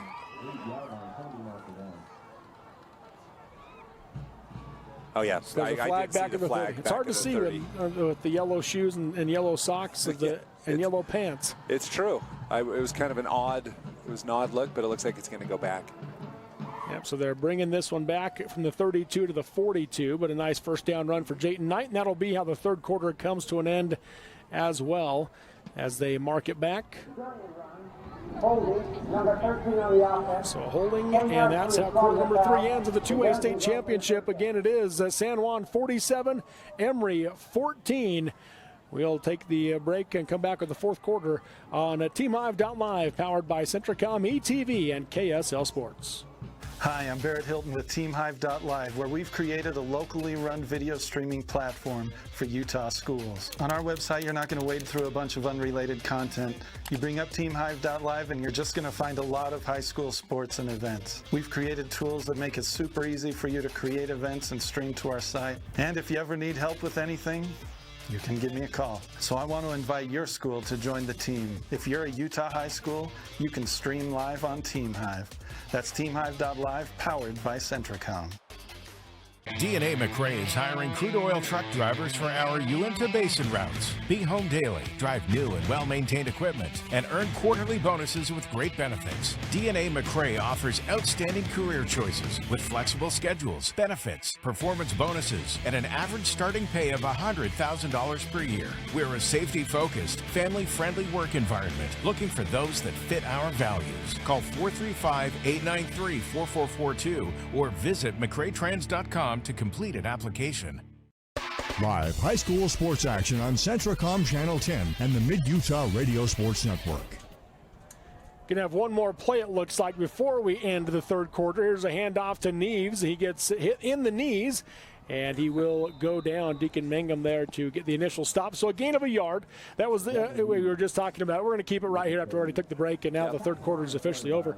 We were talking about it. That was the rare penalty where you gain 10 yards because it's just replay the down, but it happened 20 yards downfield, and so you ended up picking up a first down on that holding. Yeah, so you get a first down, ends up being 1st and 10, just not where you want it to be right. with the penalty afterwards. So. And then a 1-yard run to the 41-yard line there by Jagger Neves.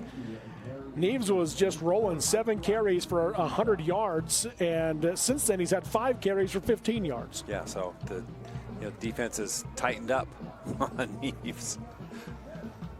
Let's see, they put it at the 43. It should be at the 41, and that's the line judges will correct there, him. You got it fixed. So it'll be 2nd down and 9 for the Broncos at the Emery 41-yard line as we start the fourth quarter. It's all San Juan in this one. Winners after this game, winners of 4 straight. That's 2A amazing, state titles. isn't it? Doesn't happen very often, only 6 other times. Knight drops the pass. Pumps. Waiting, has plenty of time, throws a deep one down the sideline, just past the outstretched hands of Ivans. Oh my goodness, did you see the breakaway speed there? I mean, he just separated himself.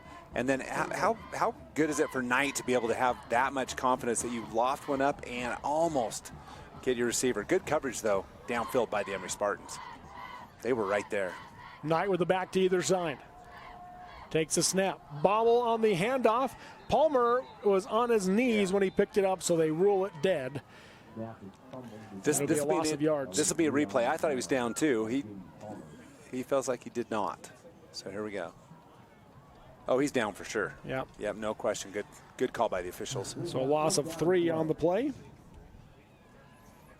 4th down. 4th and 12 here for the Broncos. Ivan's wearing the same number as his brother Jake. Yes. Knight drops the pass, has time, throws a floater across the middle. Neves wide open, makes the catch, stumbled a little bit, and as a result, the Spartans are able to bring him down with Bo Stilson, but it's a 1st down and goal at the 7-yard line. Yeah, Neves just came wide open. Knight able to just kind of loft it up and say, hey, here you go. And then just a small stumble as he had to come back and turn forward to get the momentum back forward. Not quite able to get it. 1st and goal. 37-yard gain on the pass. Knight takes the snap here, hands it off to Neves. Neves right up the middle. Picks up about 5 to the 2-yard line. Yep, down inside the 2. 13 rushes for 120 now for Neves. He also has 2 catches for 58. Yep, Abrams with the tackle for Emery. Hand off to Ivans, and Ivans into the end zone. Touchdown, San Juan, as Ivans takes it in. Yeah, this might be it for the starting varsity times. They put their hands up and salute the crowd. Extra point coming. Palmer on to kick the extra point. Great blocking on that touchdown. Snap was good, the hold is down, the kick is up, and it is good. So with 10:15 to go in the 2A state championship, San Juan 54, Emery 14 on TeamHive.live, powered by Centracom, ETV, and KSL Sports. The holidays. And holiday trips. And holiday toys. And holiday bonding. And it all comes together in a Chevrolet. Find your red tag. Get 1.9% financing on all 2024 Silverado 1500 pickups. Plus, get $3,750 total value on this Silverado when you trade in an eligible vehicle. See your Rocky Mountain Chevy dealers. Live high school sports action on Centracom Channel 10 and the Mid-Utah Radio Sports Network. 40-point San Juan lead here in this 2A state championship as we welcome you back here to the Eccles Coliseum at Southern Utah University. 10:15 to go in the game. Again, coming up at 7 o'clock tonight is the 3A state championship. Two undefeated teams, number 1 Morgan, number 2 Richfield. Here's the ensuing kickoff by San Juan, and it'll be taken at the 10-yard line by Hayden Abrams. He gets to the 15, tries to cut back inside, can't break the tackle. He'll be brought down to the 18 or 19-yard line, and that's where Emery will start their next drive. Now, those two undefeated teams, obviously, common opponents, both very talented teams. Yeah. Yeah, that'll be a fun matchup. Which regions would you say is more competitive in that 3A classification? 3A South. The South? South definitely stronger, yeah. And we saw that. I mean, Grantsville obviously had a good year at the North. The North has been with Morgan, Grantsville, and Juan Diego in years past seem to be the stronger region. Right. But the last couple of years, the South has definitely been the stronger region in 3A. Quick pass here to Abrams. Abrams with the wide receiver screen, had blockers in place, stays on his feet as he got spun around, and he'll pick up a first down out to the 33-yard line for a gain of 14. Yeah, nice play over the middle.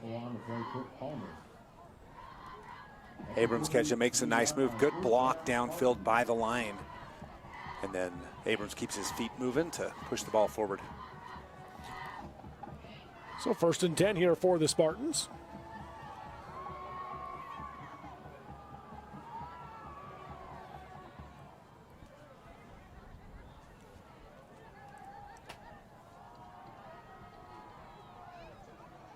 They'll roll 3 receivers to the right, 1 to the left. Gilbert takes a snap, fakes the handoff, pumps, throws across the middle for Mangum. Ball's tipped, and it's intercepted by Duke. He brings it back to the 44-yard line on the interception. Cole Duke gets the ball back to the Broncos. Wow. A tip ball comes off the receiver. You can see just there, tipped up and right into the hands of the free safety. Broncos back in business. And again, on the Emery side of the 50 at the 43-yard line with 8:47 to go in the game.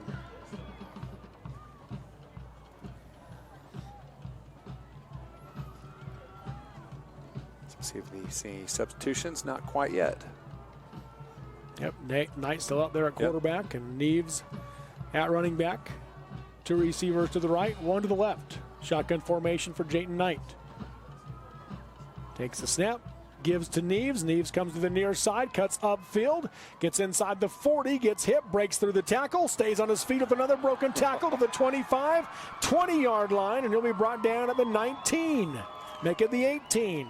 You know what's impressive about Neves is that his balance is just unbelievable. Yeah. So, when he is hit, his feet are under him, and his balance is just great. 13 carries for 140 yards now for Jagger Neves. 8 minutes to go in this 2A state championship game. Ladd Ivans also wore 3, I'm finding out. There you go. So they're a 3 group of people. They're all 3s. All 3s are 3s.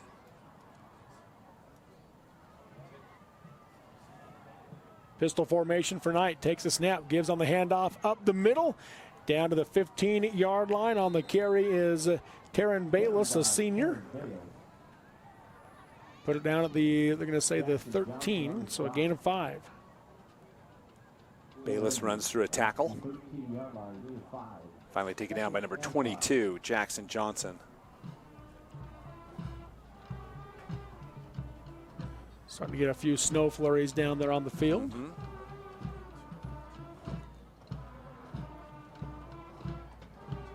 Two receivers to the left, 1 wide right for San Juan. Knight takes the snap, gives to Bayless off the right side, and he'll be brought down after a short gain to the 11 for a pickup of 2. Yeah, good job by the defensive line, sliding with the pressure, making the tackle. Clock continues to wind down, under 6:40 to go in the game. San Juan now huddling up instead of the no huddle. Huddling up but looking at the cue cards. Yeah. I really do want to know how the cue cards work. I really don't know. You better talk to Coach Christensen, I guess. I don't think he'll tell. You don't think so? No, he'll say that's my secret code. I mean, I see a Y, I see a U on there, I see all kinds of stuff. They got all the region opponents, all of the 2A South region teams in there as well. Knight keeps it himself this time as he pulls it out, takes it to the end zone. Touchdown, San Juan. Jayton Knight from 11 yards out. Knight, just kind of the cherry on top of the frosting as he goes in for a touchdown. Capping off a great senior season. 8 carries for 55 yards and a touchdown now for Jayton Knight. He's also thrown for 273 yards and 3 touchdowns. Not too bad. Not too bad. I have him at 22 for 35 passing. Wow, that's great. Snap was good, and Palmer's kick will go into the back of the offensive line again. With 5:54 to go in the game of this 2A state championship, San Juan 60, Emery 14. When we come back here with 5:54 to go on TeamHive.live, powered by Centricom, ETV, and KSL Sports. Earning your degree doesn't have to be complex. USU Uinta Basin lets you stay close to home and save money. As an Aggie, you'll have access to a personalized education with student support from faculty mentors. Let us help you achieve your goals your way. On campus, online, this is your U-State. Live high school sports action on Centricom Channel 10 and the Mid-Utah Radio Sports Network. Welcome back here to the Eccles Coliseum at Southern Utah University. 60-14, San Juan leads the 2A state championship game with under 6 minutes to go in the game. Here's the kick return now by Abrams. Abrams down the far sideline will go out of bounds about the 30-yard line, just across the 30, and that's where Emery will start their next drive. Yep, Emery with another opportunity. 5:40 left in the football game. They will put it right on the 30-yard line to start this drive, will the officials. I can't believe how fast this football season's gone. It's just kind of, I mean, it just kind of blinked, and then we're almost done with 3 classifications. 1st and 10 here for the Spartans. 2 receivers left, 1 receiver to the right. Gilbert in the shotgun formation, takes a snap, going to give it off to Yost. Yost able to break a tackle, bounces to the right side, out across the 35, just shy of the 36-yard line for a gain of 5 on the carry. Hey, just real quick, we've got George Felt who popped in. He is the guru of all things high school football. Yes. And the stats, and a good friend, a longtime friend, and appreciate George Felt. He just said that the San Juan Broncos, superlative so far, they're averaging 58 points a game in postseason contests. That's the 2nd highest ever in a playoff series. Record is Orem in 2018 with 62. Average winning margin, 44.7, is the 4th biggest margin of victory, tied with San Juan's 2023 team. Oh, there you go. So, thanks, George. Yeah, appreciate that. Pass comes to Braxton Butler as he bounces to the outside. Will get into San Juan territory to the 41-yard line for a gain of 24. Yeah, nice move at the start as he went inside and then out to catch that angle. Finally driven out. You know, Butler has thrown for 261 yards himself today. Yeah, not bad at all. Handoff now comes to Yost. Yost in the middle takes a shot at the 40-yard line after a gain of a yard. Yeah, no, you said take a shot. He just stopped suddenly as he was hit by number 40 for the Broncos, J.D. Palmer. Yost now has 6 carries for 10 yards. So I said brother Ivans, but they're all cousins. Okay, there you go. They're all cousins. So 2nd and 9 here for Emery.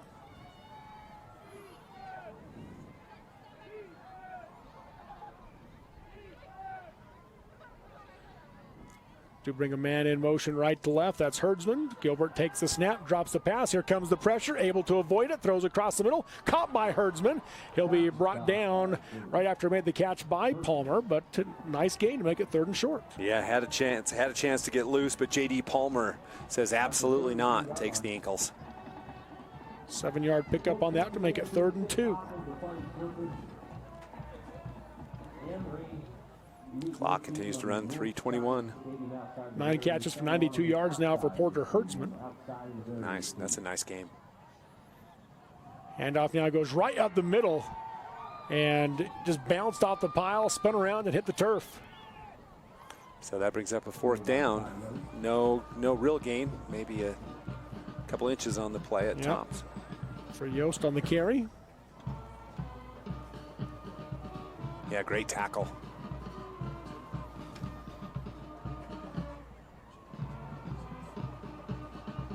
You can see the snow now in the scene, so. Yeah.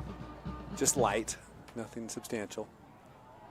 Double twin set here for Gilbert, 4th and 2. Takes the snap, drops the pass, throws across the middle, off the hands of the intended target. In traffic, just couldn't quite haul that one in. A turnover on downs. Yep, no, very close. The pass was good, just couldn't quite come up with the grab. So San Juan will get the ball back one more time during the season. With 2:30 to go. My score sheet only lets you throw 40 pass attempts. That was 39 for Gilbert. So it's good. It's good it ended, right? 33-yard line for the Broncos. They are going to run out the freshman quarterback, Bowie Yeomans, it looks like. So a few substitutions.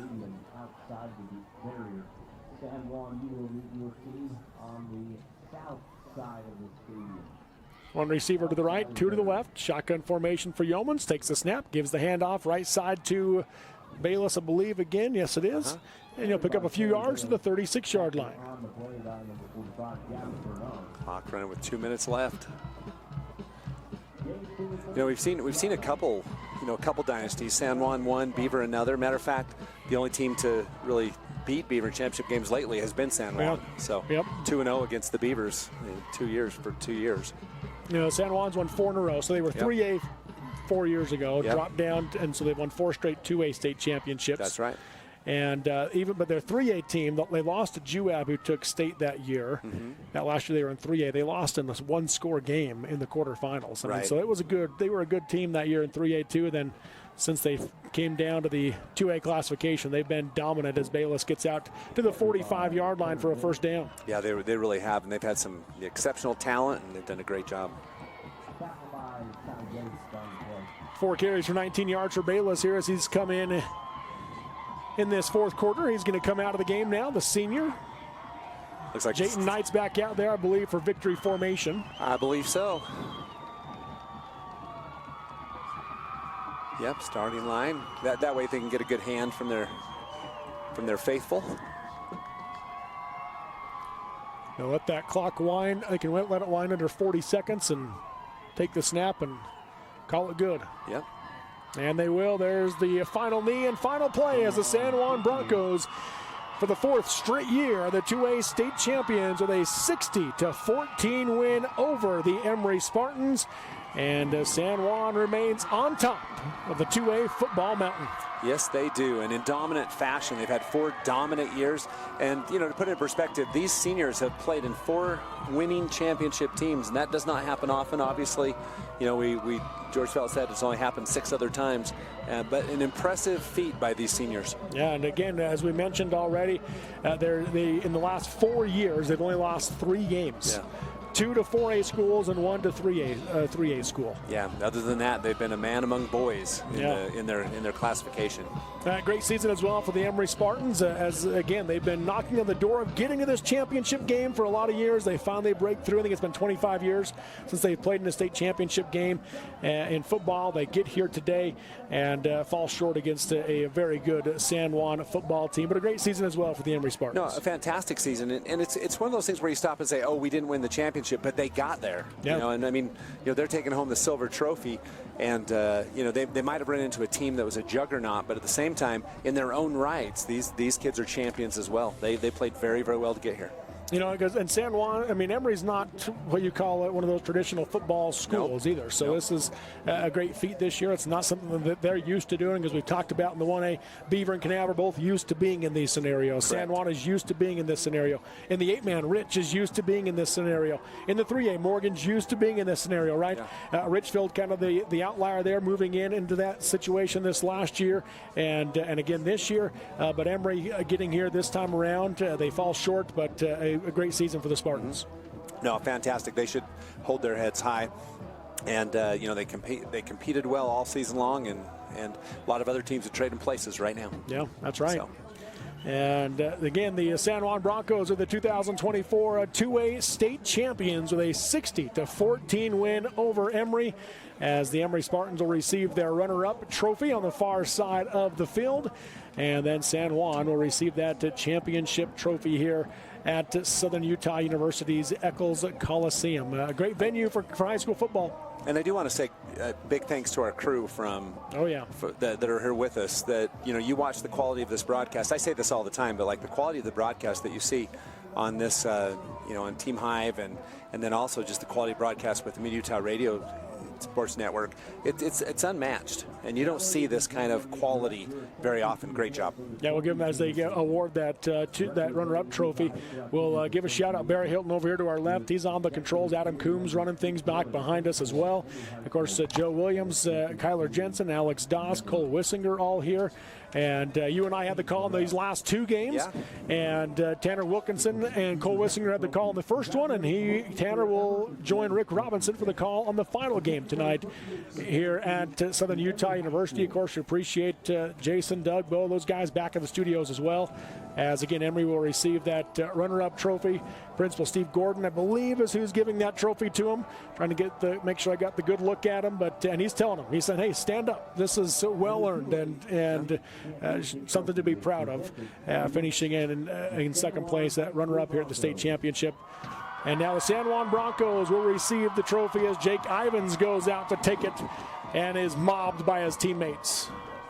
It's always fun to see this part of the ceremony where you reach the pinnacle and get to celebrate for just a minute. So congratulations again to the San Juan Broncos and the 2024 2A state champions in dominant fashion today, 60-14. We'll get our final stats from Brad James here in just a second. We'll let you know what those are for these two teams in this state title game, and then we'll also take a look and we'll hop off here shortly and get you ready for Tanner Wilkinson and Rick Robinson to take over for Richfield Morgan in the 3A state title here at Southern Utah University. And Scott, as we mentioned already, hard to believe, but we're 3 days away now from the first basketball games. I know. And we step right into it, and you'll be able to watch all those on TeamHive.live and listen to it on the Mid-Utah Radio Sports Network. But just, it's crazy how fast time's flying right now. Yeah. And, we'll blink. We'll be at state tournament time looking at baseball and softball. Yep, that's how it goes. It is. That's for sure. And again, congratulations to San Juan. Coach Christensen there with his team right in front, flashing the number 4. Yeah, four-time champions, 4 gold trophies for these kids. What an accomplishment. Yeah. That's one they'll never forget. Certainly an incredible run over the last 4 seasons for San Juan. Oh, yeah. They lost game 1 of 2021 to Desert Hills. Didn't lose again until game 1 this year to Grantsville. Lost game 10 this year to Hurricane.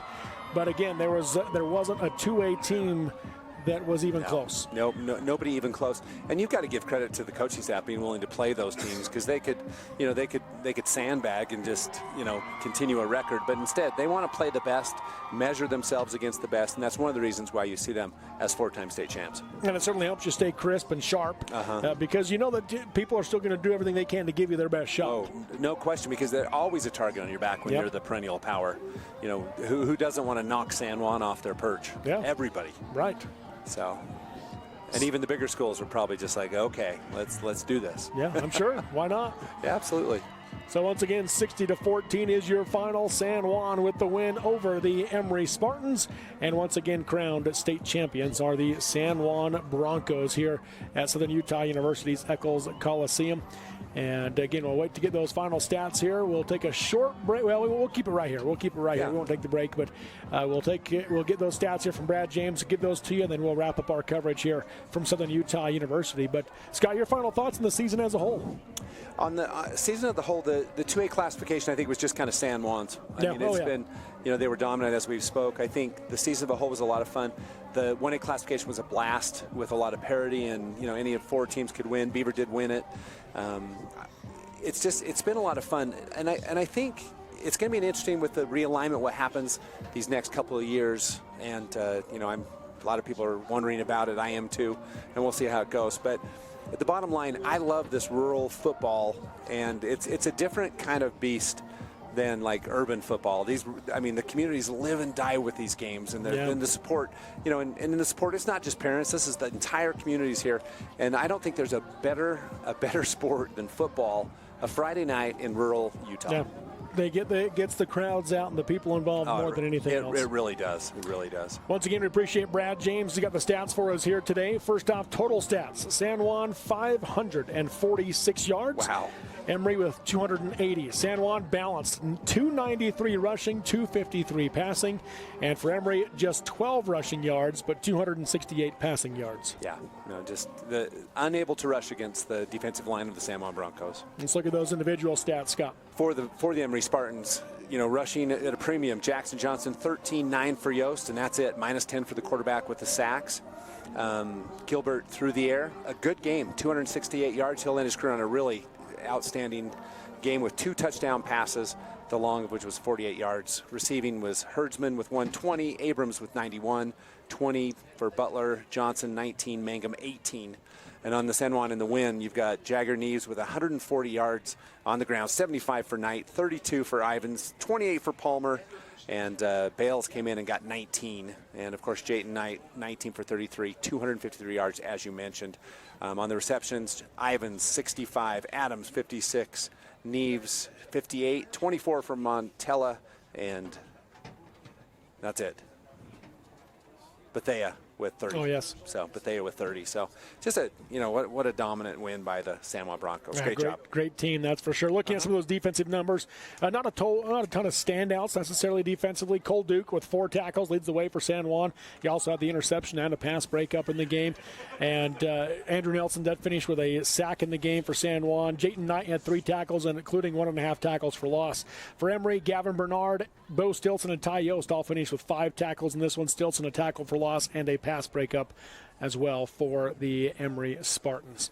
So once again, there's your final 60-14. The San Juan Broncos are the 2A state champions. Scott, anything else you want to add before we wrap up our coverage? I don't think so. 3 down, 1 to go. I look forward to a competitive game coming up with Richfield and Morgan. These first 3 have been, the 2 of real boring. Beavers game was pretty interesting. And but I look forward to the nightcap being a great game. Yeah, it should be a fun one. Last year's 3A state title between Richfield and Manti, maybe the best game I've ever got the chance to call. Incredible game, and we'll hope for the same thing here today, and we'll see how it goes between the 2 undefeated teams in 3A, Richfield and Morgan. Again, that's going to do it for us. As we already gave a shout out to everybody on the crew. We'll give them another big thanks. Appreciate all they do. Scott, thanks for your help all season long. Thank you very much. And here tonight, again, he's Scott Langford. I'm Robert Lovell. Thank you for listening and watching, and have a great night and a great weekend, everybody.